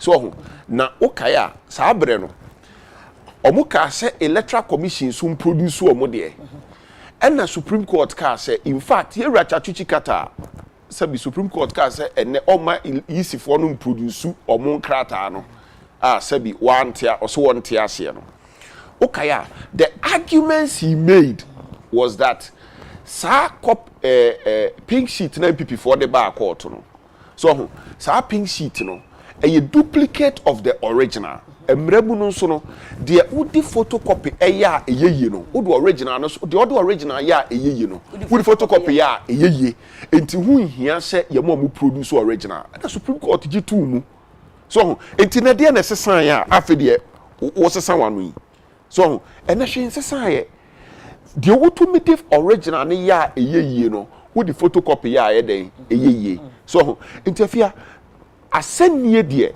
ukwa yese wo ukwa court ko bo ukwa adu no wona burden ye den eda wo so ya na mami breaking in very simple terms emra ye de ye adwuma nyina ye chechire free feel sabi ena wo na oba wo fie na oba wo se ana mami woni ho no kwame wakoyi nkwan ni mu nam nyina awe also asoma bi say no mewa no and also you want to avoid hearsay open evidence o say ama me hu no na Kwame Swaba Kwasi Swaba o say Kwasi Kwame say wo hwe nkwan ni mu nam nyina wo na yi nkwan ni mu nam nyina awe ampani ampa wo hwe nkwan no no nam nya den enim until the first point is the allegation are all making say enquire no name nim no no kre me bwana the second leg is whether or not Kwame na wi nem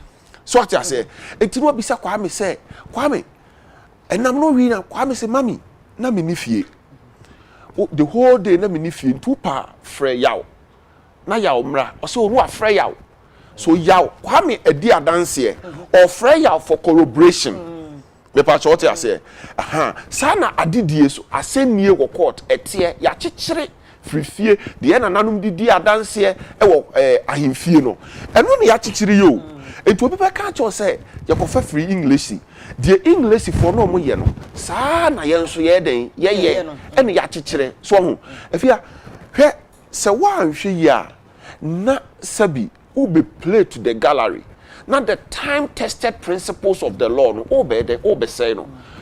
And now no interrogatories and now no decision of Supreme Court make you say your mama me metanada kemuya almost one company no. Say court no pene ya nka woni hu sunsanso. E hu sunsanso ne say e kina say me court so ho eni kwan say me nyanse bi agina so. Enti meti bi the lawyer question akọ court enti court to them ho no afi na me kope cause of action etia no so what you say enti be the lawyer question akọ court na minim de enti am de lawyer question court na lawyer question kra onim de enti am de ne court so what you say enti afi na me ba beto to lawyer question enum asem na ma be pbibi agina so one it defeats the rules of natural justice the rules of natural justice ne say one who said time Nyankopon frɛ Adam and Eve in the garden of Eden you know so ni say me no mienu nyina agitum say Nyankopon ohu ade nyina enti time Adam ni Eve di aduaba no no wahu enti nke wo senko timi punish wo mo ehona immediately abra onti o ma no but the rules of evidence the rules of natural justice ni say tie obia no asem ansan wabu na ten so what I say it was free Adam no say Adam dear na why Adam can say why na Adam say erade nyame oba na awde ne ye den ema me na eti senka Adam a complain atia Eve so what I say enso otia Eve nso ano asem me boanye sa na nyame ye Eve so do ko share wo no na Eve so do ko share wo no nti obi anya ni say eno ne adanse me pa what I say eno ne the rules of evidence ti say ye prima maame ne betena adaka mu a the rules of natural justice which is that say what they may back court to I must know the reason why you are taking me to court first and foremost you must put me on notice why I'm going to court no sa principle no na yebuso enti court to them na afi de me behwiehwia na afi menya bibia tia Afia Pokua eno ne friend the fishing expedition the rule against fishing expedition so unia semtia me emfa me ma court me waste me time it is a share order 1 rule 1 2 of the civil procedure rules now or say in interpreting the rules one make sure you avoid delay unnecessary expenses so what I say and then expeditious determination of the matter it is a me to na applications are what they masa who pink sheet bi it results no yet to abonten ada na wo so ye applications so pese ohu bibi emre mu nso no read the evidence act no so a your photocopy is as good your duplicate copy is as good as the original. It NDC pink sheet in there, they could tender it in evidence. And also over. But you see, reopening case, no, reopening of case, another header altogether. Okay. Altogether. China member lawyer, reopening of case. What are now near Bema declaration? And now I'm a serious. You are near brain. I know, quote. By the way, my man has to say politicians, no many on media. Okay, even though I don't want to do how you see, law no dear whole. Ubet me kotua by you see election dear. Issue but these are the same laws that govern election petitions. Politicians and they are more but because other court or no senior politicians that were your lawyers. But you see, and into the by America say yenda JM say na Supreme Court judges no so yembo ma ba so na me boss on me nya adwenka but lawyer back no so wa be confirm say ono kura wa you confused procedure won and then back and forth anyway it takes experience to balance it. Until Mr. Chachu be file bibia almost go ahead. Bibia go ahead. Nia omone disagree krano na Mr. Chachu akasa wa who you almost okay. You go ahead because nya san ye no. Emra no wo ho eno ye one substantive law. We use substantive law no so wo ho ye wa kwan a ye fa so to achieve the substantive law and any procedure no. Mienu ni nyina obam se petitioner lawyers no almost sisi tias anyway ni ade ba se ne be ya ye bo badwen 2013 yes an ye no yes an ye no se me boss na o ka se o backcourt ka se okay we na mediaba engineer so say na mediaba are you getting it lawyer Ponso Beka say nka yamfa expert no mo me o sinka before mo this whole world no obia nim calculation ya change politician I'm telling you answer na wo be crowd politicians no mo kro mo figures ada okay o mu nim calculation change obia ba wo say aya ye was supporters wo ho to me nko kan che was supporters try say me lose election very difficult extremely difficult. Would you JM pressure na ebe da no su nyina no. Enye onu nko ahụ. Masa. Na pressure no so pressure fi baby obi a wako promise no say masa be sponsor me. Minya nwini a sa position we ya wodia contract we ya wodia masa. And sometimes you know agreement no wo no with full him because 1 year wo nyoma nyina say me say election we me lose ya AJM menim e be gu ase no nti we me call all out 2016 year no ma hunyansa me correct all me mistake ni we na nti wo no 100%. Are you getting the point? Now be kono na that day na atia say boom Afia etching broken heart minim say when you broken heart that here. Hey serious oh want to say nyoma say on the 9th no media social media so na omudi nsem hunu kakra picture bi omudi buy na JM enim no sha tare brown yes. Handsome man pa me hu angle omugina ya omutwa sa picture na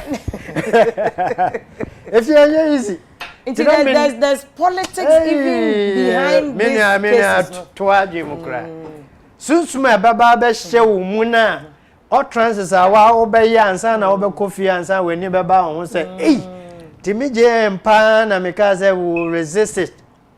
You see? Because that's really unlike JM. Of course. Because the background of JM, the buyer as a communicator, as a Democrat. Even when him say those days, NDC, Mukana JM, Mumishadam Penas, almost in on your radical. Exactly. He was very. Antina me say, and if yeah, behind the scenes, yenda JM at least after going to court anyway, yente say or ye de or ye way. Nkrofwa can be brave say when I the court asema court why you will see no me anye we ni ade masa we to me I shoulder all the embarrassment all the insult ni we ni ade no we should and that is why I'm also stressing and I say you see me person make say the petitioners lawyers you know why as a country because the body language the posturing we ni na say for no man be brave no mo you wouldn't say wrong but portraying in public no followers who say nya can is the right thing but Supreme Court judges no say wrong turning against here so you are still inciting the followers of NDC say more strong case but Supreme Court judges no because some of them were appointed by MPP Oma say case here the bebia ombogbu case na case ben so na wode akwa o ma agba egu are you getting the point but we are lawyer you know say America say the best to some extent I also blame MPP for because me MPP executive national executive where what I would have done is say me press conference K2AB are you getting it now my explaining some of the issues so ABC and JM they are courts. Are you getting it? A court in there no. This is what happened this way. Because lawyers you know, so that means almost from the legal perspective anyway near and almost no because they are counsel in the matter no. And no money be how to me call the other person's terrain no more baby. As a would judge anyway near are you getting it? So they needed the party people. Independent. Independent to have also others. Election contest I call and this is what happened. Now we no to turn futuro. Are you getting the point? Because we are who say and no increase tension. It's party for Mumbeba, a matter that is very legal. Who explaining in a mad way? Internet never buy and make us say a family no. Omunja we are wrong no. Wow. Send a bear, ye na ye bear ye far hundy. At least after 1 month, no, you will say okay, tension no, a fee system no. Mensa Brania, Unia lawyer, Hana or Casse, Opesa or draw crana. And ye is right. May come because in your maybe brave or as of right, and so they've allowed it to happen. What else? Supreme Court judges now allow to go ahead procedure and cry yes in it as a cry you go ahead and then do that. Ebi na omo close you omo case crowd omo person omo sign back. Of course, procedural no. Oh yeah, sometimes over siki leave of the court over power much on the way in asifo. And to me no. Send your bear ombe winni bibi efi court no. More trying my rule and name back. Are you getting it? That as a strategy. But the only law about for can say a baby a case nedu na quite chill do nti. You need right to some to me. So we appeal to Supreme Court judges. So what say I will come asem ya say NDC ko gina on petitions ko ka say ya na edi case by your withdraw. Enye dangerous. So almost share. But won't it be dangerous for them? No, it can't be dangerous. So you explain it to them say yeah na the case by. Enye defeat say wo je wo di nkugo say wo okwa. Of course already no more than kind a pollute one of the minds of the following say na ye was strong case motion where ye call ye was strong case say na nke say ye so mo rule against here say mo rule against here what's na call second one ye was strong case one so mo rule against o ma call 5 times ni nyina and mostly na 70 unanimous decision you see but because uber out you still tell your supporters say ye case ni strong. And so more rule against here. Last one to say na me nua ba ma ken. Says the Supreme Court judges no. Omo ye we me pesa make us omo ye mistake. Say ko ba ye no omo ka so okay James and be gina box no ma. Ka dey be to ye no. But when we say still chachu so honorable who am senior chachu SJ Majamian Sambra. Meanwhile, no soon himself said Supreme Court, it takes a decision, man, bar. A best send your man, baby. Oh, a best send your man, baby, saying, so in any case. And that's a best said, okay, can you say, yes, sir, me and you're careful.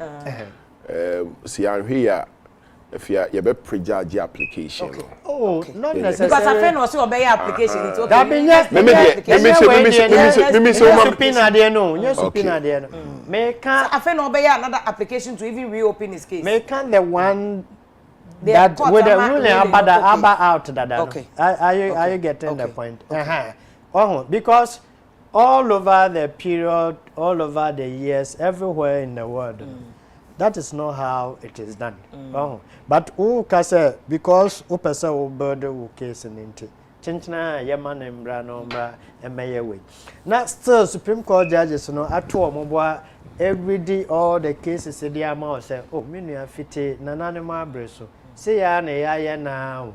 And think how about out no as all catch your supporters say that dani na me senior chachu me started practicing saying that na me person ko omo chia no ba me buy no omo se omo chia na enye ye na supporters ne hu say Supreme Court judge no no kore na ode ye adwuma but wo be ka say oh me wo case na there's also politics even in assembly court you see both parties petitioners and respondents yeah politics kakra exactly because one you careful the ordinary man on the street you know it did Supreme Court attempt every blessed day as if say Supreme Court judges you know omo yan kwala bi omo nko school omo nim ni omo ye but because of politics inti ya so omo kogu ho so omo ye nia Nanado beka chiro omo bia yes so then we are not being fair to them. Also in fact 2012 so sana nkofo bi but mama reading messages in ebusafo uguso ahwe live ewo critical issues live ewo UTV yes Supreme Court election petition no and I can was be convert no so na for yakọ COVID-19 cases a doctor in siasa stand by so ne twetwe nkomo ye ne Dr. Brakon asemi ana lawyer question e kan was na na keped Dr. Brakon ne twetwe nkomo because there's also said the can politics kakra ewo asem no mu depending on say the party for penifo no omo kan last week e ba critical issues one of the things ana me busa lawyers say enkrofo no a omo be run commentary ewo election petition ye mo omo nkoso nya na ye mbra omo no mu nyai because as say the contempt di agro court na man decision ewie no obehwe no na party for petitioners no omo nkrofo omo so omo ye party for minister kojo ponkroma nana b no ma ba be kon mo de Fatima no mu na be come de obeko petitioners so aside no be na Sami Jemfi any NDF for almost running on commentary when na said the lawyer can incite party for na chidi for no meanwhile party for na chidi for ente law na say cause they na lawyer ba for koti evidence act na see ani ade we are party soldier foot soldier unti ase unim enso ye the way na rule asem no court so ti wona wo bonkro na wo ka de ope na wo didi o match say the 2012 say atoguba de we say mpenifo akase kra na mo kaseti atoguba but ye wie case ye nyina ko hu ye eno so a kasumdwe emba ba men come messages so na fe yento a enkomo no eso ayi friends wala nyo wa kwatia no say the question can't go unanswered. What's the resource NDC for collate here? So question no mubusa esedum ketia wa daka ni mo say it won't go unanswered. There was so much to be here no e wo court on whether omo pink sheet or omo ni pink sheet. And Robert Ofori no so good morning film lady ono lawyers mo ye good job pa Akrokre Junior Tero and also me hwe mo Akrokre happy birthday nkoma edu gas oven.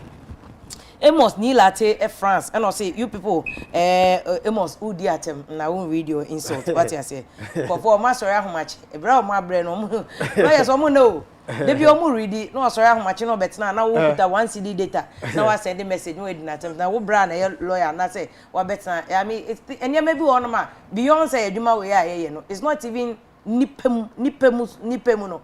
It's not even fair so we can say o yonku nipa what you say leaders no and inciting but refuse to be incited.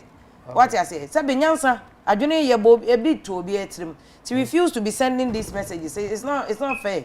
So what you say? Obi be lawyer, obi go school in fear hin ansa na obi lawyer into send a message. Obi journalist, obi we sabe you na to aduane mo obi edi. Ohene ba Sefana ni Joseph no say munya very careful pa if you say the lawyer about for can na obi ankoye contempt ankoye say John ene enkrofo mo ho kire mo 2012 ede mo kogina mpanifo anim no o mo ya we ohene ba Sefa e no de one ba bismo ko utu no say public opinion doesn't work in court until you found their petitioners lawyers any the respondents beka the year adwuma ne the judge no ebeka Robert Ofori no say UTV mo na me the best station because say the lawyer for akese o ma be o mo quote no mo breaking it down cheche mu no sabe je say o obi a adwene na otirim adwene da otirim the lawyers na kana wo say wote ensem asem Robert Ofori no say good morning good job pa na mo ye no and Emmanuel Echampo no say there's a misunderstanding of what EC or move votes ne ye no say if you are the lawyer na can about percentages any calculation be am say on can be because ono wanti ase e na afi kwasi edu Echampo safo no say if you are bravo lawyers na bin papa in fact enekra na ono oso wanya adaje ate issues no ase because issues na mo bobo so no afi na wate eniema na ase abrantie no say if you good morning I'm a listener from your discussion. One of your guests said JDM demonstration led people to die near the empacho catching to be in the process. Or my example about a demonstration, a woman say yes will be in the process. So yeah, that's it. One for the account, but I was all this message SND on my normal message. By now the account so that all the message be about will be who the source of it. Now also you also get an appreciation. So we'll send a message. No, yeah, can I had you goes no say if you're the man in black there. I said my work and as or dwell more on the politics and more than law now obeka Ediachenko for no. Nana Okateche Kafanano say does he really know what he's talking about? Body language near there adwuma law and adwuma Jerry Asante Kofino say good morning if you are nko for nyina mo UTV good job and am ye matelo na mo kana sepa Mark Noble na was if you are 18 na sepa in fact easy ya accuse you almost o change figures over 5 times.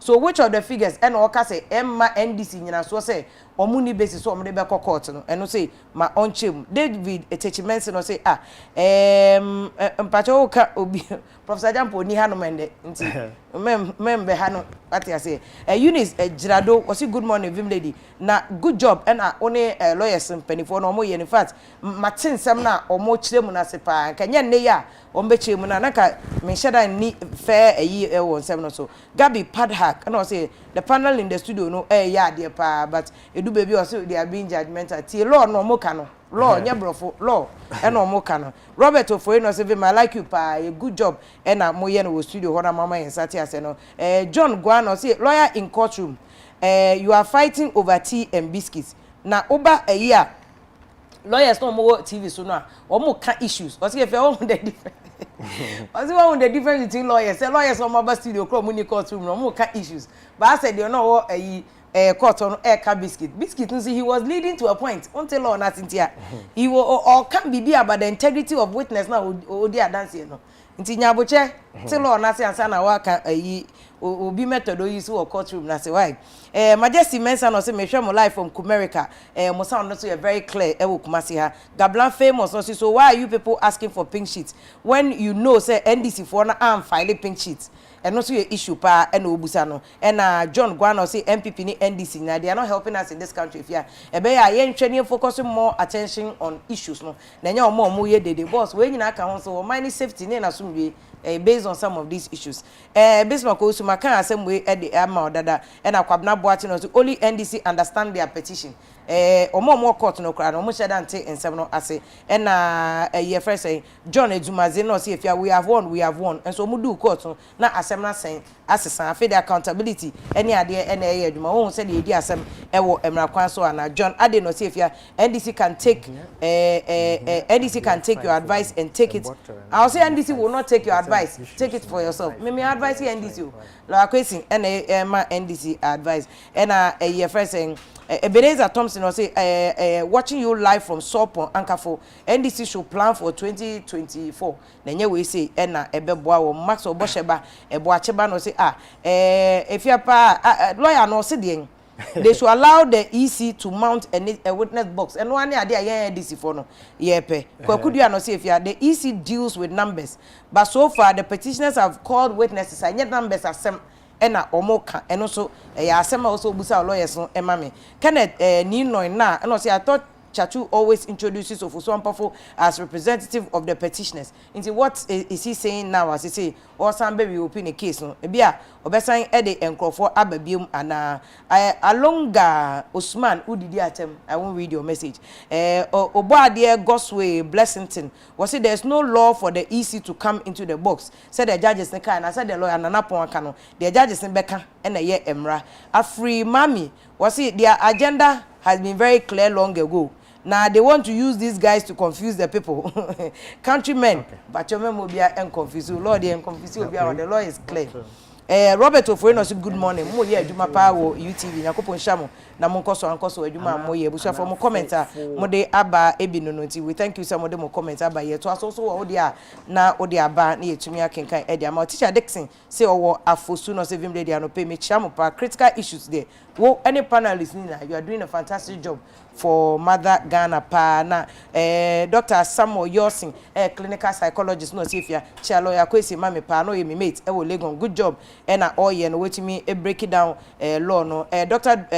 George Donfe University of Ghana Legon social policy studies department or say if you good job me am brother Dr. Donfe me chia pa ya no chia busiafo no so ama yen na afi ama say if you am enjoying the discussion pa lawyer Frimpong ese wo Accra ha no say catch lawyer about for say me man prophecy na ebem adwuma de onya bo che law ni mo wa ben nti ya na wa chia no ama me Frimpong Kofi Frimpong so onimo na wa ma prophecy bi o say dey na Dr. Edusa Akode so University of Ghana Business School and now say if you my question for your panelists is it's good for the media to understand what is going on. Say they'll be able to educate the public. But why can't the Supreme Court get an independent person to do it instead of NDC and MPP lawyers who most often than not just do partisan discussion of the legal issue?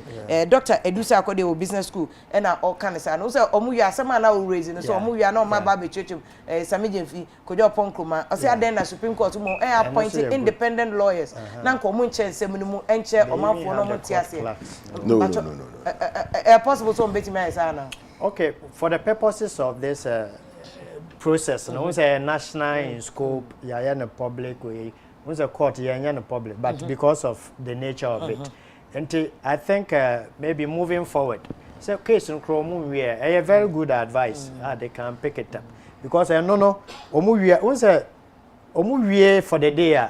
Supreme Court judges, so you know, TV, I more advise you, can be BL, but you get PFE. Them who are no, bet twist, and maybe what we need is a court clerk, nibi, we are. So you perceive some born a tough outsider.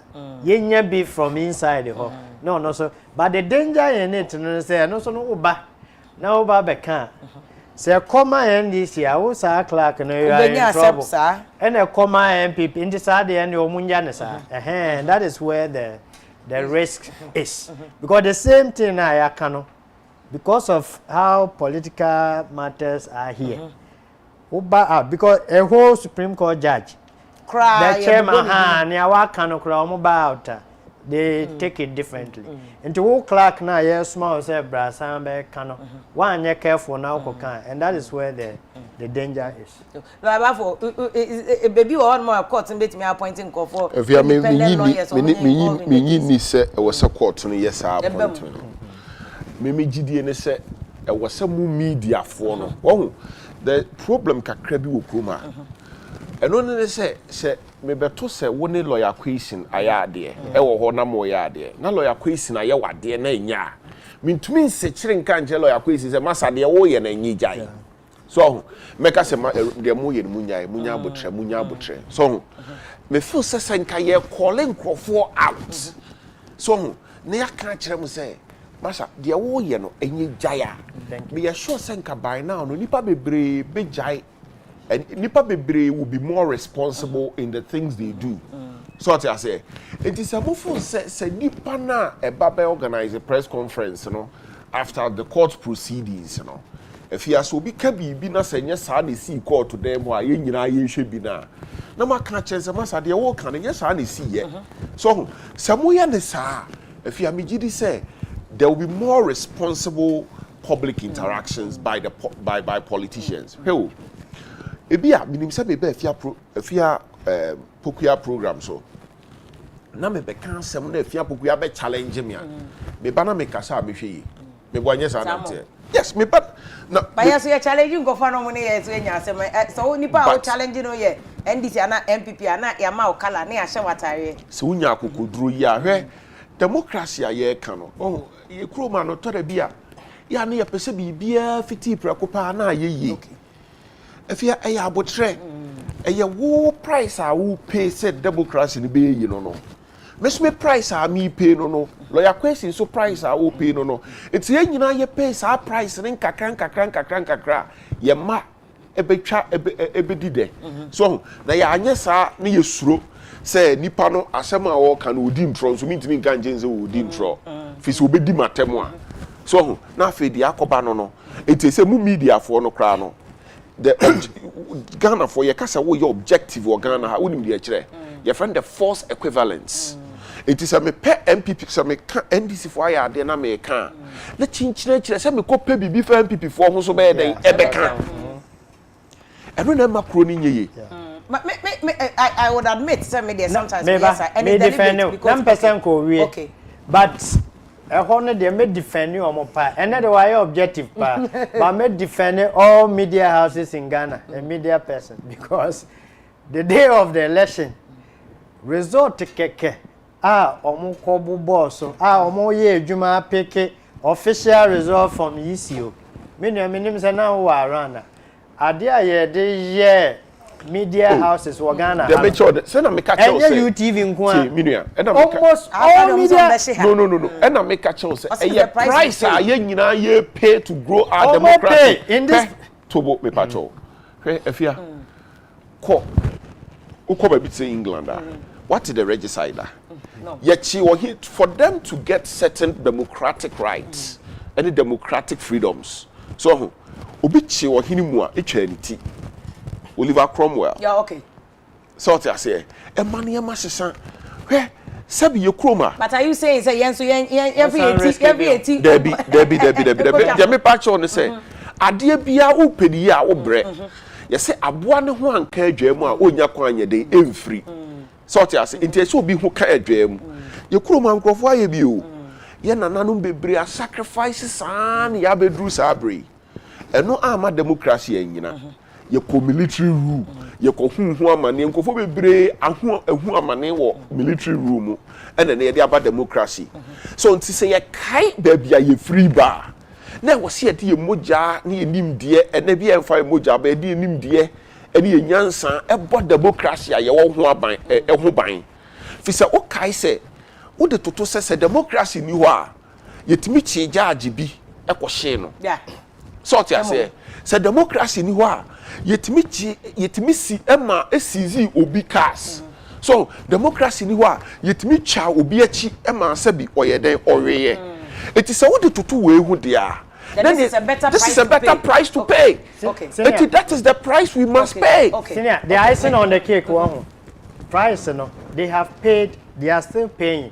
But diplomatically me ka say yenda amount for us maybe I left the media out also because the media is also being diplomatic, they've been gentle. Role mu play during the election, before and then during the election. Result omunya say yeah ba kwanka no problem. But UTV, Joy, TV3, radio almost every station in Ghana. Because here you picking exactly. Almost stands or more taking a say Sadia. Sisiano, you be play the devil's advocate, you be neutral. Sisiano mo famu feed him bra. Then we'll pick. So that is the position. But not on elections though. On elections there's no way we'll compromise. If you are to so they can't the court petition. If you are to say mu project elections no dey ni see here na no yes ye be bomo ye be hye offices ni ade me boa okay it say ehunhuna no ma mu ye hufu a de mba ne say mu be jai projections me boa but we share advanced democracy sir omo projecting it is here call it even Ghana for what Ghana more lawyers you were watching CNN ABC o CNN na call you me boa because America we need electoral commission me pacho nti nya media for ya na they have the equivalent political electoral college but they do it even in January but they have the equivalents in January nti nkaso omo need electoral commission omo or something similar but not a commission me pacho tie Afia nti se mubo se ya moa ni amfa ye nan antim form a ebe kakra no ye be hunahunu amoa elections no kra wo beka se un project bi o untimi call bi o so enti se utimi do nan si form na hunahunu ni nyina achi wo ka se ye be project elections results a wo betimi do nan si form a make sure say eniema bi a ekoso na enye no wo beka ene wo be pay price but ebe duru china no na emu ada ho ama wo ba ene me ba se ne be ya obi antimi hunahunu mu bio ba se ya anya ne saa Afia mabohu wabohu ochira obanya akukuru ka say masa jai okroma de anya ne saa o no no so hu ayeden aka no enti niema uhunu wa abrochira wunya senke bi be kroma se yanke ye na be mani kan ba ha no ye ntumi nuru hoda to get there is a price to pay and that price is you being frank to say masa enemo court no de obegina microphone anim kan ye no enye saa na see court okay so that way no next time no they will be responsible okay it's senior that is why I dem more amoye involved in the matter yeah advise omo to maintain their professionalism senior nka energies no yes I am back to these political leaders na ye ma supporters hu say enye de bia na omo leaders no beka bibia na ya story na ye protect omo rather than because how on it will you blame all media houses in Ghana? See, we are elections. Are you getting the point?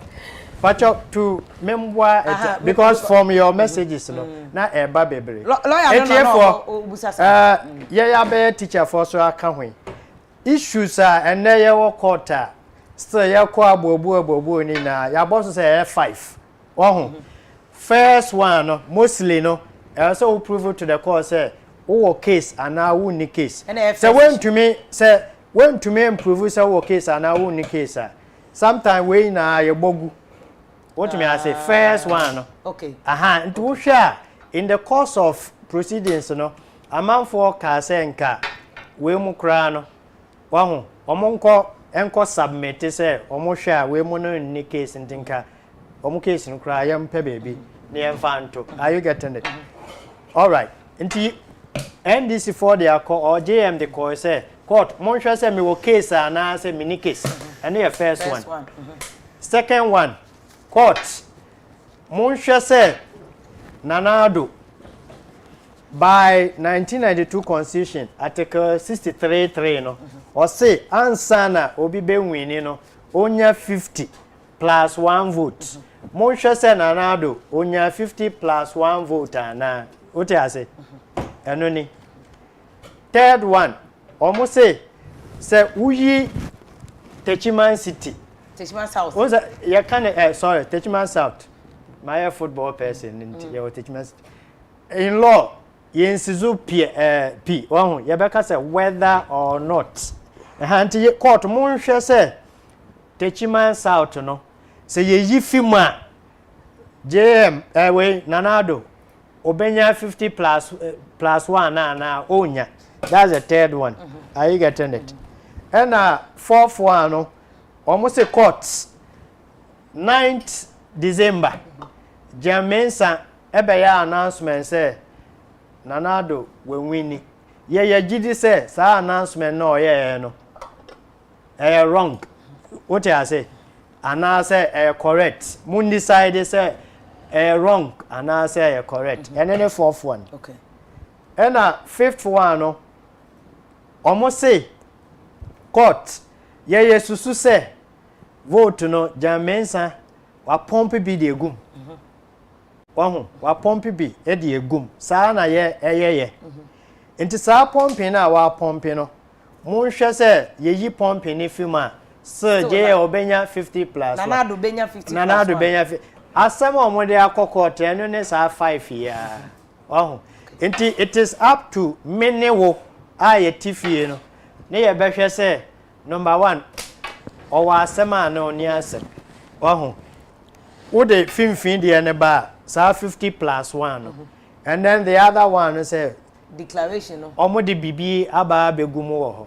Sa nyoma we wo hwa ye ba court no omutumi approve say okay. Vote no endu 50 plus 1 na. Nti wo ye supporter na otifia. Wo be say you ready? Are you getting it? Then you judge it by yourself. Okay. Amase ne ayem paying for no can bibi kire we can also make informed decision. Okay. Thank you. Okay, me da say council aboy so we supporter. These are the issues. I was also the two trim. Yes, I would say that's your bra now. So, one ma okra. So, my main kind of messages in enough for young converting on here because and no, I say they were very, very heated banter back and forth between Godfrey Dami nominee ya designating or call as Attorney General and Minister of Justice Parliament Ejini Tumwa. So for me vetting in almost started some year vetting before the appointment committee no Minister of Health Minister designate for Energy Yera Matthew Poku Prempe Minister designate for National Security Yera Kandapa ene omo ma benyina say Kandapa na no ache meka me say na pom making headlines bia of mu almost like comfortably if you know but education for one chere wo mo so bebe you are Dr. Educhum obi enim say the man is also very good at his job media mabo omo busa questions on the abasopa Suhini fantastic questions and obusa Suhini sorry bia itim say no Suhini atonobo onim kro bebusa nti obeba no he has prepared before coming obebusa questions unim a minority leader on Idris so de onim so no de ono so senior lawyer wa bin wa adwuma nim nti ono so ba oba normally obi ebusa question bi na says chairman yes or no question we no aba no wa share question ni mukina na wa ba bebusa question no ebio e dey ama members no but na me boss Samson Ahia ba so say because of where Samson Ahia is coming from and said the nkofo bebre ya na Ghana brofo sem Samson Ahia asked a very fantastic question bra Minister designate for health era Ajimamenu e buy na about 88 district hospitals na president e ka say obesie say e wo he osi ahemfo ne so omu release insase no that is an issue eni say e man end just at the vetting ne change na we see ebusa ayi honorable no chem da ben na modern hospitals ne beba asase ne we ohene ben no so onye what have you done compulsory acquisition ni nyina we see ebusa frontier issue ne by minister so onim hwe omo airport gisika is that an issue ni nyina we see general comment about vetting until mamenka messages ni be ni council member also say na ye ma so o de mamenka questions na memra issue no eso say Alonzo Osman odo si ye nyina asema ye ka na hye da nye no krebia na ye ka ye na na ye hombre ba na ma ba be ka o message ye ko break aba na fe ya ba beto ansem no asu nyina ye ba sisi a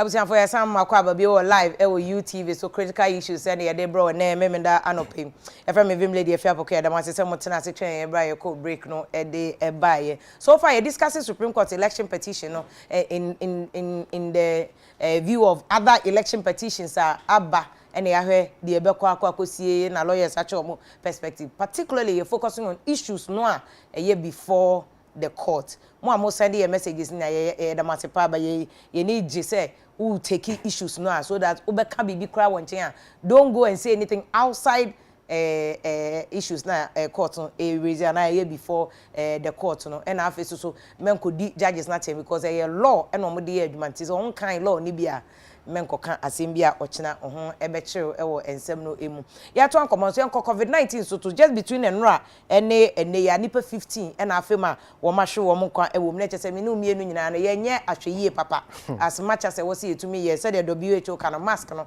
ebetimi protect ye empempi ewo COVID-19 cases nti shawo mask no enkata wo hone ne nkata wano ene ya 7,505 7,505 any say your case count enipa ewu no 16 asan ba be count nipa o mawu no if you know abesi nenkwa nipa 16 ewu asan ba be count ho biema aba wedu 505 nti ehu now one of the questions are this week appointment committee sesen akari empenifo a His Excellency na Nadanko Kufuadwa for more so no be ye adwuma no ahwe so almost sefata ansa na omo de ono ebe ye adwuma no Ministry of Health designated by Yera Kokwadma me no mbusa no questions about fund no say so far sika sen na abam dodo sen na omaje nkonta be na wo ho any your question na me say me very interested because ye nyina na etua tax no ye nuanom na kwa broche ba omo betua me ba metua $150 wo betua na America akoye America test baako me ye ya meto me send $150 biu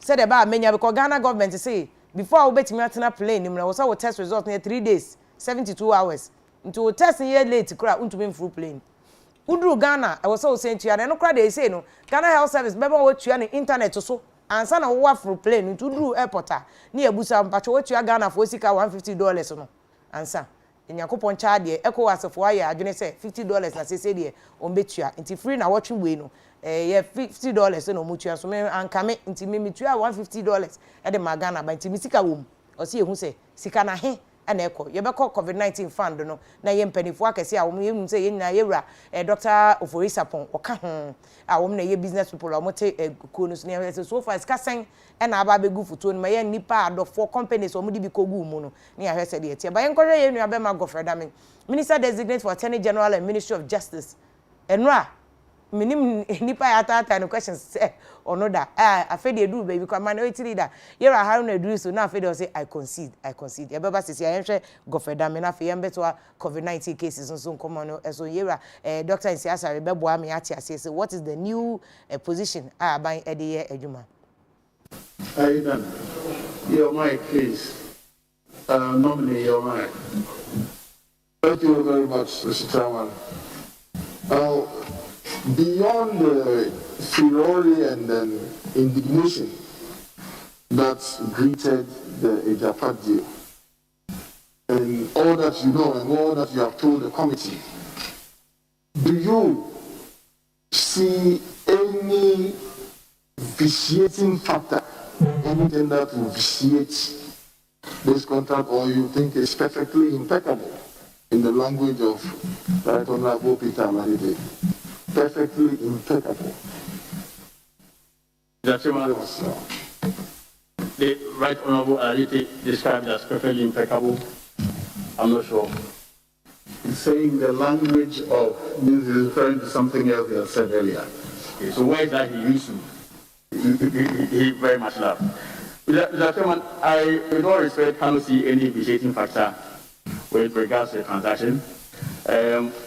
I think I'm pleased on record that the assistant prosecutor... Chairman, just for a record, the Honorable Tampuli used the word vitiating to a contract. In your answer, you are saying vitiating to a transaction.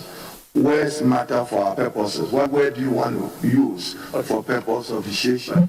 Gentlemen, there may be clarity with regards to which of the contracts, because there are a number of transaction documents. Is it the mandate agreement? Is it the mineral royalty agreement? For the records, I'm referring to the mandate agreement. I'm referring to the mandate agreement. Just for the records. I'm very grateful. Mr. Chairman, in terms of the mandate agreement, there are three major factors that were cited by the former special prosecutor as, if one may describe it, as constituting vitiating factors. Now, the first one is the lack of capacity of the Deputy Minister for Finance to execute the transaction. That I have addressed, and I will not bore the committee with further comments on. The second observation was with regards to the alleged unconstitutionality of the mandate agreement.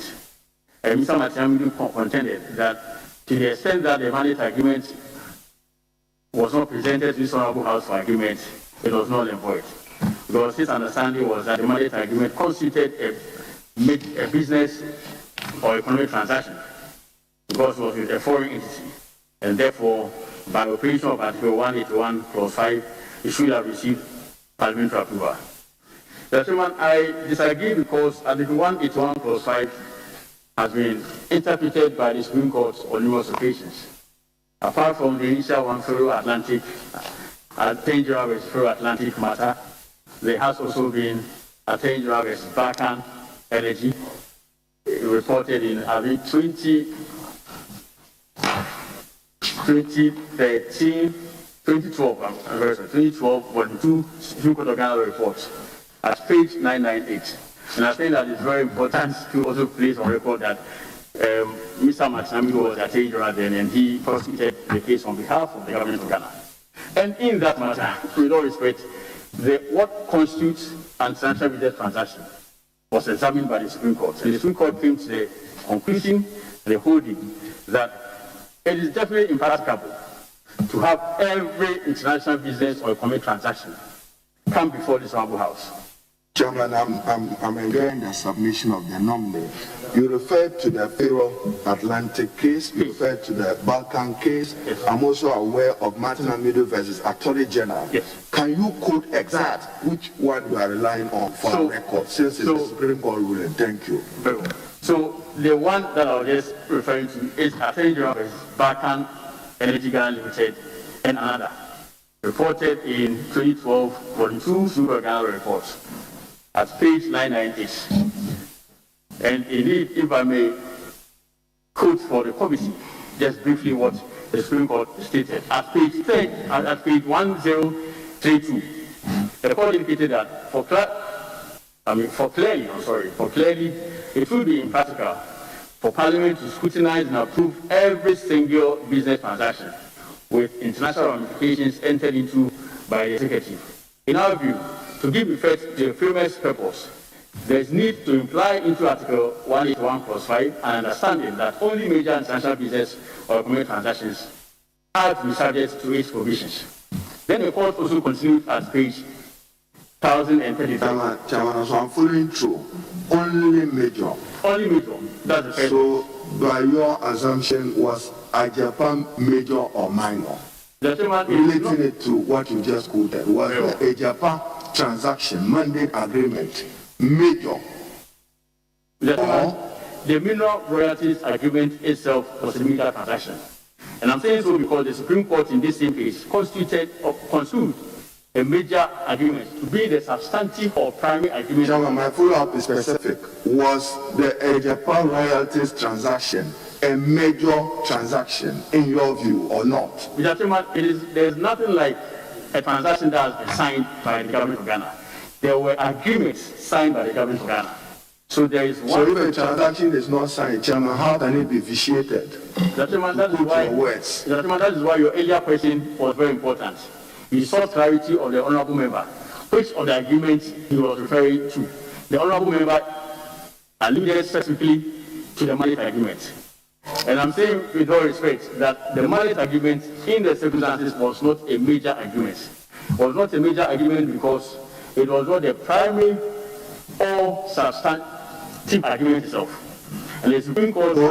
Chairman, so the mandate agreement on EJPA, yes, in your view, was not a major international economic transaction. Yes. Thank you. That's what I wanted to say. But I must explain why it was not a major agreement. And I'm saying that in Baton Rouge, the Supreme Court construed a major agreement to be the primary agreement itself. So all other transactions or agreements that flow from the primary agreement all could be considered as subsidiary, need not be submitted to this Honorable House of Approval. Indeed, Baton Energy, the reason why the court declared the transaction as unlawful or unconstitutional was that the agreement in question was a major one. It was an emergency power purchase agreement. So the power purchase agreement itself was a major agreement. But then other agreements, like say an agreement for the furnishing of a letter of credit and such agreements, do not have to come before the Supreme Court. Indeed, the mandate agreement was an agreement for the appointment of a transaction advisor. And all the records of this country, even before 2012, has pointed to the fact that whenever the Minister of Finance is entering into a transaction agreement, it has not an agreement for the appointment of a transaction advisor. It has not submitted to this House of Approval because it is not a major agreement. And I mean, if the committee will permit me, quote from page 1033, it said that, on the other hand, the framers could not have intended the obvious and foreseeable paralysis from overloading Parliament that would ensue from interpreting the provision as covering every single business or commercial transaction with an international dimension. The implication into Article 181.5 of the attributes of being major before a transaction enters into its ambit would thus seem to be. I would say for example, baby, we accept a different appointment committee vetting a woman vetting and I carry a swap for His Excellency of Mampeni and I don't Kufuado a form so new a bay a Dumano era Godfrey Damino. The question person Musa wow won't and a vetting when in our customers whether or not in penny for no take committee no sono. Busa question what to our banner. Ebe boa amo hu se minister si kwa mbakwa akoye adwuma ese fata e de amo ana lawyer kwesi minsa amo akwa babiem na e usa form fanche ese lawyer ba for was step out kakra na okohwe ne client bi adwuma na oye ntina wasori no it say was say na adwuma so ekoso lawyer kwesi so far vetting no okay Afia just say wonim me position on some of this let's say so far so good send ye be ya ye benya bia kan ntina ye follow.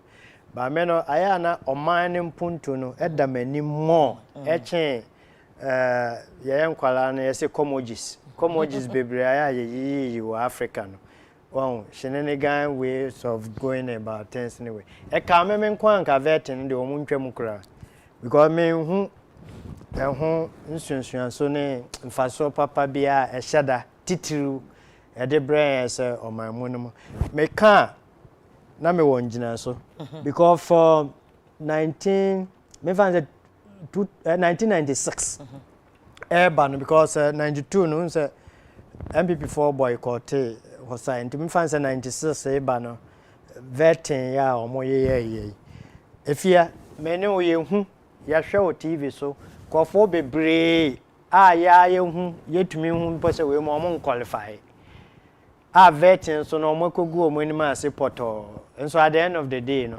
na ya carry omo nyina se omo nko ye adwuma but then na wa woti abonte awonte committee no so hu se nkofo omo qualify say maybe the committee ni de omo qualify na ade na wuyi kire se wuyi a kire se yeso ye nhwe bi na ye njaje wotimi ase from the public's opinion no ye nhwe se we na ye be ni minister akoha nti mo nhwe se odimu ana ondimu so we feel say our opinions don't matter and yi nkyere do you get it but the mere fact say we person yeso ye witness ne ye hwe ne ye koso se nipa ya oba be somye no obeboa ya na omwa ya no enu nti na wo maye ho kwan mpo se ye obibi efa omo ho a ye ntweromra ne ye be reporting but at the end of the day ebeba so omo nam 100 omo nam ne ya pass obia then what is the essence of still scrutinizing them? Maybe the only advantage ebe women say mo pese ye hu omo Now per se you home send the obet me to try more picture and as for now they are if you want us to know their background near there, so bet me I try their back. Now you way near because other than that, the purpose of this is it that to say questions now move busano na enye in unza o kan shenanigans asem questions in be o move busano sometimes you know what to me say so question and most of the questions you know of course with the practice na ya na bemben omo won to me nkose wo coverting with the way ni han na eko ye be ka say obi a obeba Monday and then Saturday or me fans over come Wednesday we be make sure say before Wednesday you know Monday Tuesday of course most of them are coming from political parties why buying was MPP one MPP or some more majority you see the majority leader of course majority leader na be prepare is that not it and within the party no so you were the majority caucus so almost 13 and at the other side no crown so no more than 4 most of them are themselves parliamentarians. Until from within, you know, if your office is many on our parliament, over to me, Jojo me, and answer Obeka say, Obehamia to the point say, Mejuma be bombe. Of course, I make us a Jack.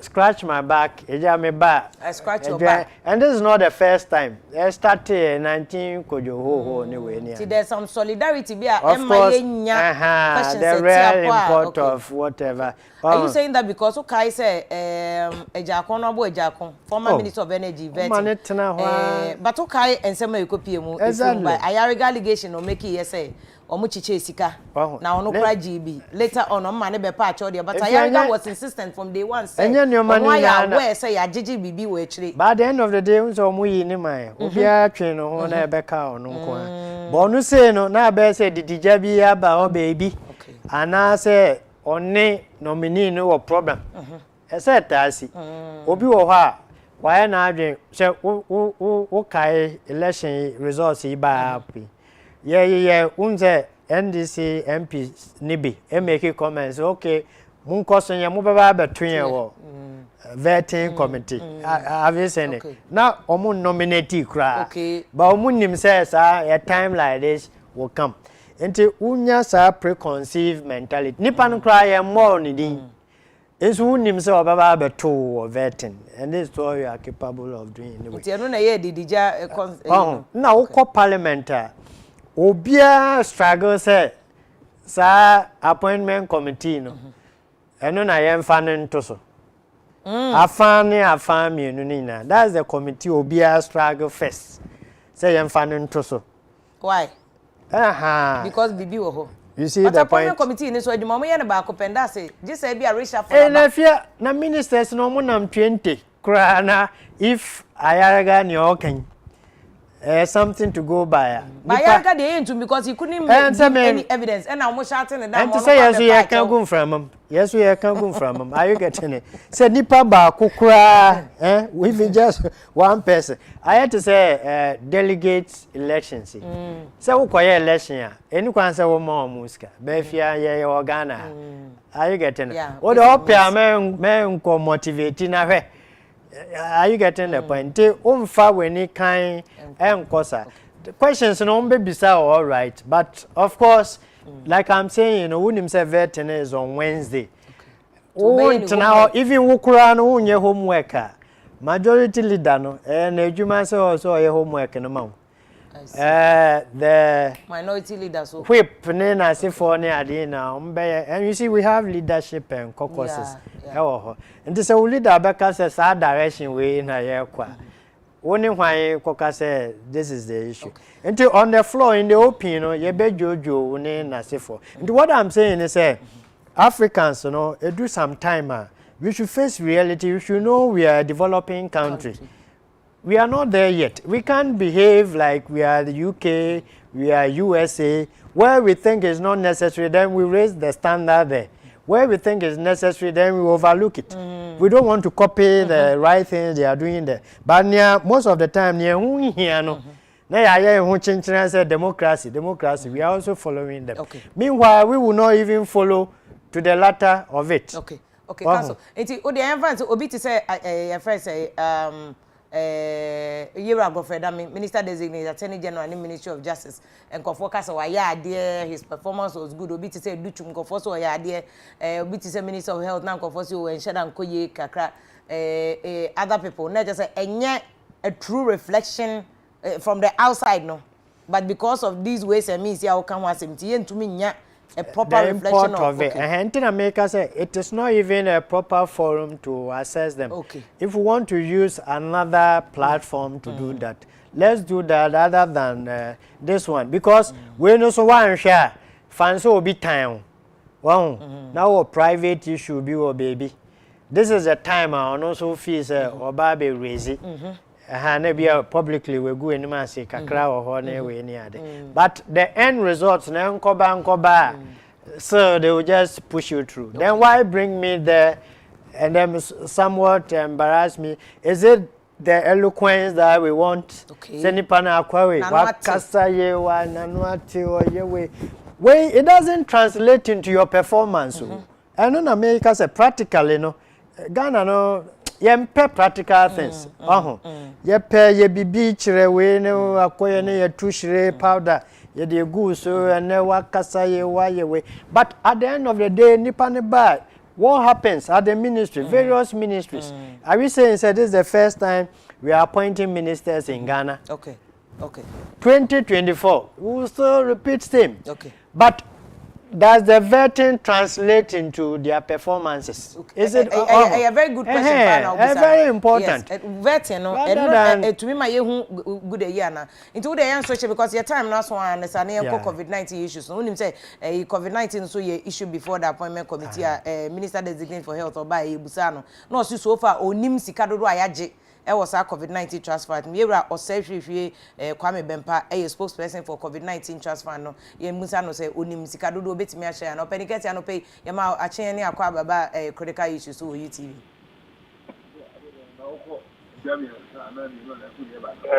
Opening Pejani Mamma Kaname Tonka. Hello, I'm watching opening. Oh, yeah, no, Papa, Vim lady in Pacha to say, Yanko Panda, Mano Pipe, when I'm Pachon's way. Yamia Dumo, me, I can't name the Mammy, a few Pokua, and Vim lady, and Namidini Mobana, and almost say, Quabric of Father Cow, and no meaning Sabia, more quiet than to make a beer. Oh, to make a beer, no quiet community, so you have come to radio and Quasso. Quabric of voice, and Papa, Quabric, new filtered, and then I say, comfort, maybe I don't mean to think, maybe I can be a dinner. Oh, bet me, I can be. Yeah, come up a Jana Buon, and what I am coming back. Yeah, Papa. Me Josuano pay me tell ne wadwuma efo open yes you that's pa open you bet me a chair say na what minister designated for health or call appointment committee no ani ma ye carry no assessment no omo busa no say COVID-19 trust fund sika say na wo mu ya antimu aye no pedi wo na okasa ma foto no bet me a chair sika dodo wo mu ma yusu bi so asay na ma yusu me da se pa me nua ba em say COVID-19 national trust fund fi etwa mu no call na wiye no Nagana for Adomian, Amasika Yenya, 57 million. And in Sika Naya Kakrada so na Pesame Bonnet offer, na 57 million, 10 Abia, and Peswan Adea New Guson, na Yejano, Kakra. And the after 31st December, Memphans are future Muno Economy, they 57 million, 150,000. 514 cedis, 58 pesos. Okay. 57 million, 150,000. 514 cedis, 58 pesos. Okay. Africana Conewe and Minia Bana, ya say Sicano, ya kasi ya say, not just a Nabrofuka, your friend expenditure. Not just expenditure side, and so ya 49 million, 265,000, 48 cedis. 72 pesos, 49 million, 265,000, 48 cedis, 72 pesos. But then we will be able to say, you can muye then. When you say COVID-19 national transfer, when the munim remu kakray, emra at the COVID-19 national transfer no ebaye no. Act 1013, 2020, the novel coronavirus COVID-19 national transfer act. Ebabra.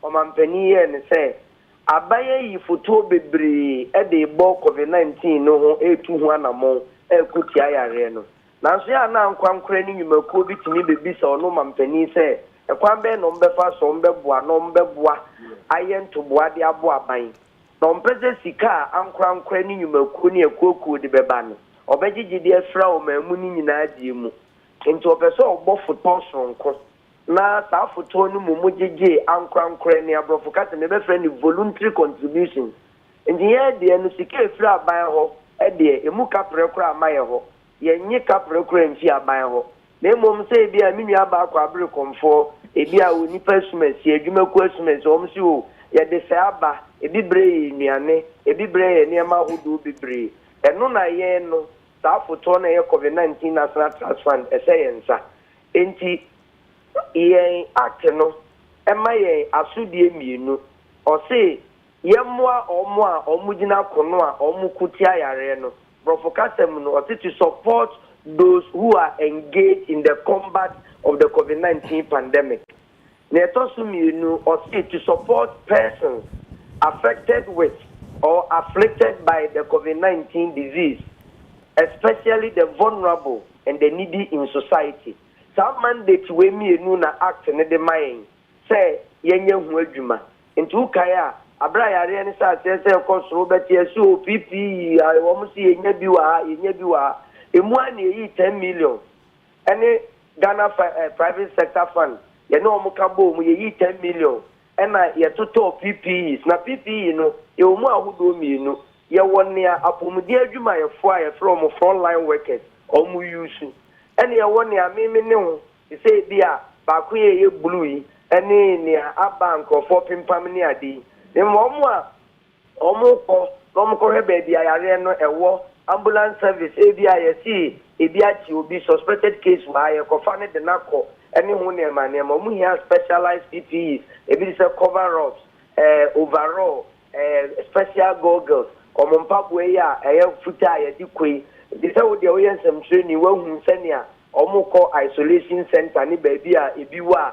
omusiesie omukọ dodo na ye disposables uye ya bepie no disinfect no atuni nyina egu wo sa be ko bi mo yese wo sebi ye kotete ema over 74 medical facilities isolation centers and special giving centers e wo ma na fa na nyina ye ko tamalita medinu keta for the 5 northern regions of the country, upper east, upper west, northern region, savannah and northeast.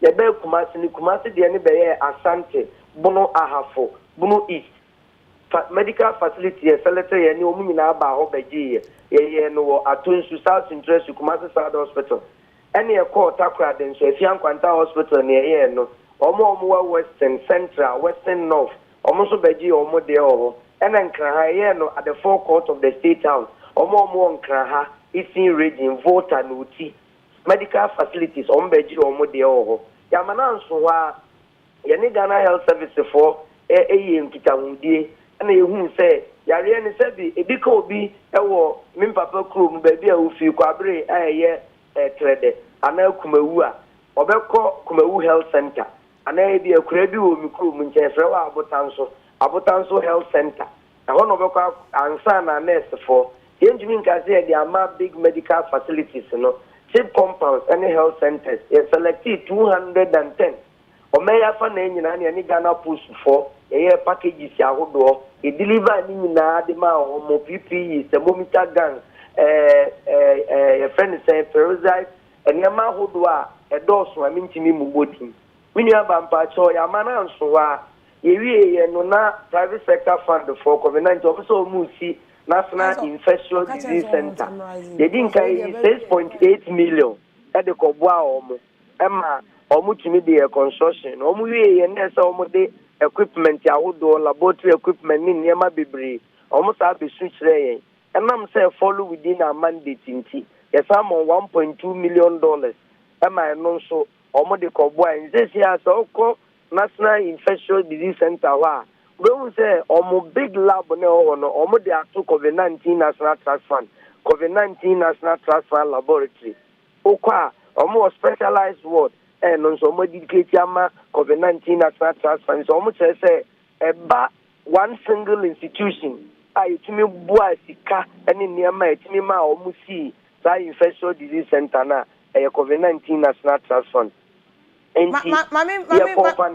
Fanta for isolation center. I know almost renovation. Your mom 806,000. As our mom 1 ventilator. Ne boy $30,000. Okay, Obeni, me check here and just a mono. I'm say my Juma crown, my no, a bank crown memo, my ye, a Juma pa. I'm crazy car or be a band of Minchiminka so may if you say, yeah, Jumano, a intend them so. And to send your moments and show for a mobile money. Say, and Ramiba, Munia, Peace FM, and then I can say a interview. Interview, I'm a New Year, so more Mura. Doctor and so for example, I don't know one arrangement is for addiction or I say, some of the Oka say PR room, Ramana Baba, we are the Baba begins you. What my said, Enti, yeah, the NIA, no, a year, Amunua, some semi Buka, with the Ghana Health Service, test regions, I the Coma Omo, and no, it's over 5 million. Okay, into a penny, what project in here? When you crown Ghana, you have more interested in Bebusa by say. 100 million no kwaje in the World Bank no ono wo de ye den because amomu de akakra mu de ai we ni ya aban de no ye question be ko ho mo kra afei de wo mo je no airport nso ye bebusa be no de nya wa sempa cho 8 million no aka no eno sika no we he because 57 hours mo je no me bobo so no Yesika and Kaka ya futu numu ya balance na is about 7.8 million. Wow. But that 7.8 million, you mean Kasa da ho if you say afini be kuna wiye no. Ne o commitments be free Ghana Police Hospital. You release 1 million cedis ama omo. Unse test regions no a special case ya defra omo munye bi no kwaya ya fa so test o muntie ba e wo wa itimisa. And it says here, Ghana Health Service Funds, no more commitment, no Gucci, sorry. Almost about 3.5 million. Yeah, you are come school reopening committee. Yeah, but baby, Obani, Mbacho, Nyabochama, I'm say, Modia Muhuson. Your question, no crowd, Mukra, the money problem, because we, and yet, money, a cat. Uncle Crazy Cana, Doyano, Madiama, Mona, Mobu Wakunta. I put no cry, Ubu, no cry, beautiful, but. When Emma a buying question a woman a buying crab louder, a mu picra say. Somewhere you way in my police hospital near Dane, no more sign the beer call 7.8 to come more sign cha, a buying Sicano away. Sicana, a bank World Bank near IMF no away. Kakrana or Castle or the Beckham away. We are aware, a bind the away, wouldn't baby a bind the away. Oh, Papa, that they are not dear, Wadaruma, say, Baya, Minister of Finance, any Minister of Information. And our COVID-19 response team, yeah, Papa, Dr. Afia Samoaba, and Dr. Antonia and Siasare, no more than no. Omoni Finance Ministry, the Minister of Information, Ghana Health Service, the Minister of Health, Omon Beach, we are Samanano. Okay. Sanya Minudika, yeah, dear, Sesicano, yeah, Cranny, Samboa, binded and comfort, I say, and be support home. And no one could tell good, and me. After say me to me I can baby go any baby uncle yo na me na was open kese yera o say hwe Kwame Bempa and wo chem say aban de wo munim baby efre but private fund COVID-19 fund no ka say omo to me je 57 million Ghana cedis na was say Ghana for ankra ni nyumekuo ye mo maba so pa yera doctor for isapo ma ye adwuma because if you were to me raise 57 million ye ma me former CJ Justice Sofia Kufu na da wo ma no ma ya de and baby amode akwakosi motima renovation of infectious disease center makwakosi bi ni ade ti aban de no wo de ye den aban wo de wusika no ye den de mo sha ase ye se mo market me kai pa say Minister of Health era kokwadma menu call parliament before crack COVID ni bi bepia no mo ka say omo market sika beginning crack omo ka say omo hia $35 million mo ka say mo market sika mo de say na say ato me kai say akando no why very very loud pa about sadie no sa sika no ye hia an account ti say the COVID-19 fund for chire ye dey say simple atakuo kapre ni nyoma chire mu come and tell us mo we are World Bank de no mo de maam no mo chire say mo de ye den o say no aban di kan be ye ho calculation kakra che o de bi ye aduane o de bi ko buffer stock ne ade we need to put ni mienu nyina together na ye GOG de no government of Ghana funding na e ko mu first no any World Bank de no de edi no aduane ye the COVID-19 transfer ni aka ona fi ate ho ase say sika na omoji wo airport nso ye bet nti ye be come back to Ministry of Health ni era akwadma menu ni mpanifo ni na good say ono asan to aso nti e wo se enya ho ensemusa enu hu mu aye nyina lawyer Kwame Question eda ho e wo studio and say lawyer nti emfa vetting I don't know say the opani akan whether a settle matter no question no mubusa before the appointment committee na basa calculations we are ko we a private sector kra no matumi calculate no a matumi aye ye na man yes sir at least we throw challenge no na we make a call say aban officials no enimeni ya omomra out wa ho na at least omoma so no before no ye chairman of PAC Public Account Committee. Yes. And to name the essence of accountability nessa on also fee account background. Send your beya a man for and continue to be speculating. So buying the COVID money and so on and so forth. But if you Uber COVID issue no before na a man money no like all over the world, no more Bogana baso. But say 50 December by agensem kakra. The reasons are obvious, even though omama some other reasons. But ukoba na bet say political terrain by anything.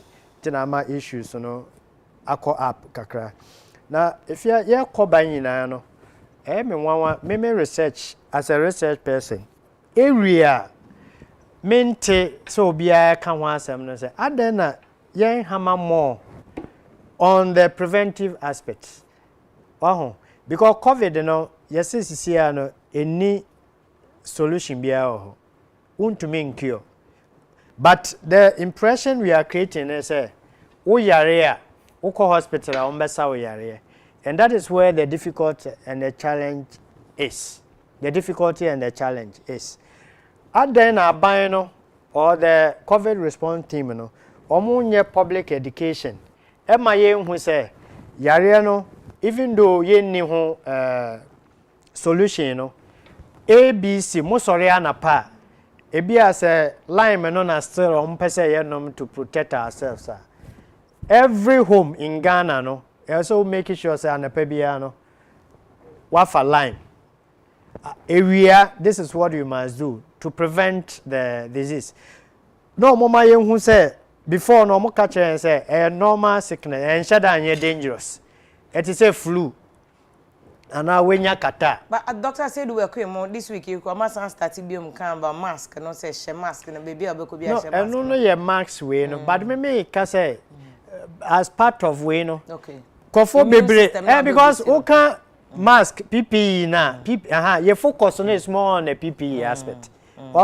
But they say you share nipa na nkasa no mu no what and what we should do to protect people who are already infected.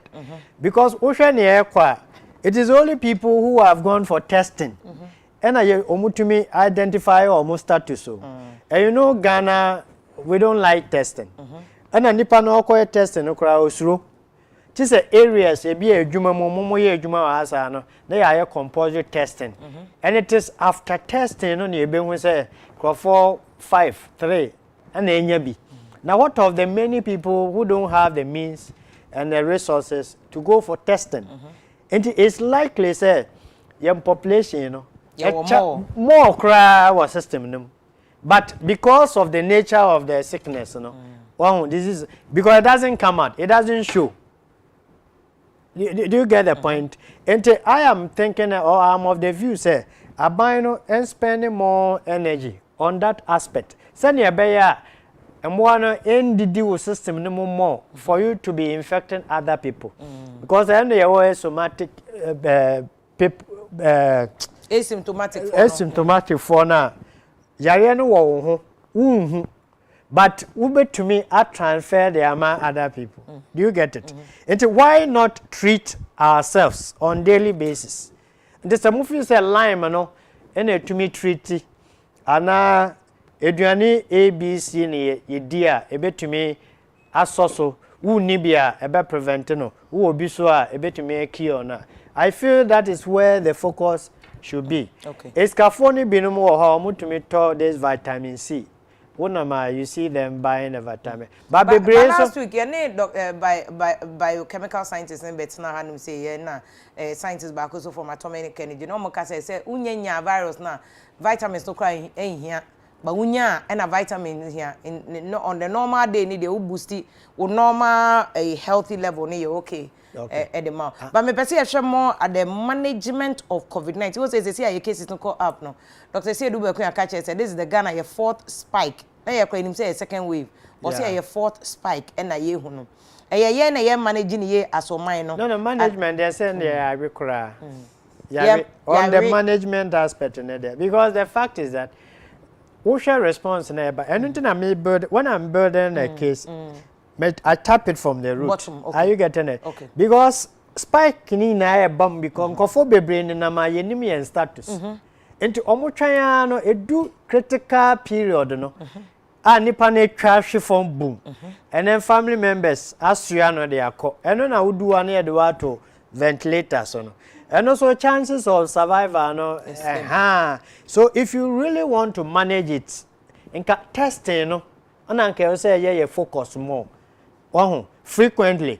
Now let me cite an instance to buttress this point.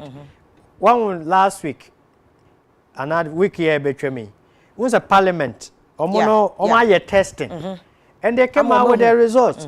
Testing on the results and then by who say ABC4 NB. Into Mundamo Hoso. Now imagine so my testing. And then can run so mubogumsa. Okay. Are you getting it? Share schools here or BA. How many schools na I testing? And yet, akoso more baby na omo koye testing na. Ampaso baby a be testing be results ba say positive. Baby a be testing be positive. And the other na management way no. Focus more on the testing at least once a while. Na nipa na ye nam ye koba na ye hu say oh this particular place no you take samples profile A B C rather than focusing on the PP because you nam ko ba nyina no o ma kan gu yetiri mu say wunya hye mask pe eno no okay but abrofo no ye be before obi ani ho be hye mask a chen abrofo no but so they are getting it in the astronomical numbers and Ghana issues na ye nyinya akokoko hospitals now big men women ade omo no I don't think say would some small town be anyway we be share mask a chance for no but at the end of the day they still contracted it so the issue is not about mask and PPE na ye follow okay wow. It should go beyond that one okay and now one of the issues are we raising it testing now aspect no not testing now they don't even do it why obiaba say I can't be raising issue about say even contact tracing no crane ye jai because you see managers no if you say aginsem and omo koya who say I'm paying for no say they don't want to spend that is one problem we have in Africa obeji ska say be 500 million say me dey kwa akoye testing if you at the end of the day we say 500 million no we use 200 million nkai no obefa kwan bia so say ono benya ne de ewo na wunya wo de ewo mu no kai hu say amamu no so na affect all of us lockdown na no eboa yen pa as a country because e ma ye limit ye ho and the more you limit yourself the more you also prevent others from catching up with you. This year, I think the focus should be more on the testing. And this is abiding into me, Umbra up, no country citizen, they said, we don't have the capacity for the testing, and I need resources. And they say, I'm sorry for one, I'm also moving to me, Abua. And the members in a year 1,000. So sorry for they can do that. So religious groups inform no one tested for their members. Are you getting it? Groupings, no. Form at least one will start to say. A bit me amma what down also kakra. Send a bayer wound to me and find infected so many others. Because I'm 20. An office space. Mona mukoba all the time. Not 20 no ya testimony na more negative. You are rest assured say at least you will have your freedom. Okay. But in pain pino to say American, you try for 10 out of the 20 ninya pe afen anka phone na so da omo ho say hey meso mensa nko hwe say me wo bia na ansa na wo be go back to your family members wo be na affected be no money way anyway. So the testing is very very important. Okay. Ye nim ye status no eno na e ma ade no so Council Senka yenya Dr. Nsiasari anka these are the questions and here person yenya or assure so na ye be kasa but say bibia bebo ma want to me ama because I say who say testing I akwa do say what is the new testing strategy beyond Sabri for the fourth wave na eba na ye test akosi saying na e ka wo ho ne saying na nkonta no wo sika no so far sika o ma agene ade nya ye hu because focusing on only critical issues no baba nipa no ko wewe there's no cure. No, there's no cure. Nyame ya waduma na yes cure ni ho nti wo no ventilator na ye de to nyame bi muso amamo na 50-50. Are you getting it? There's no assurance. Okay, yo.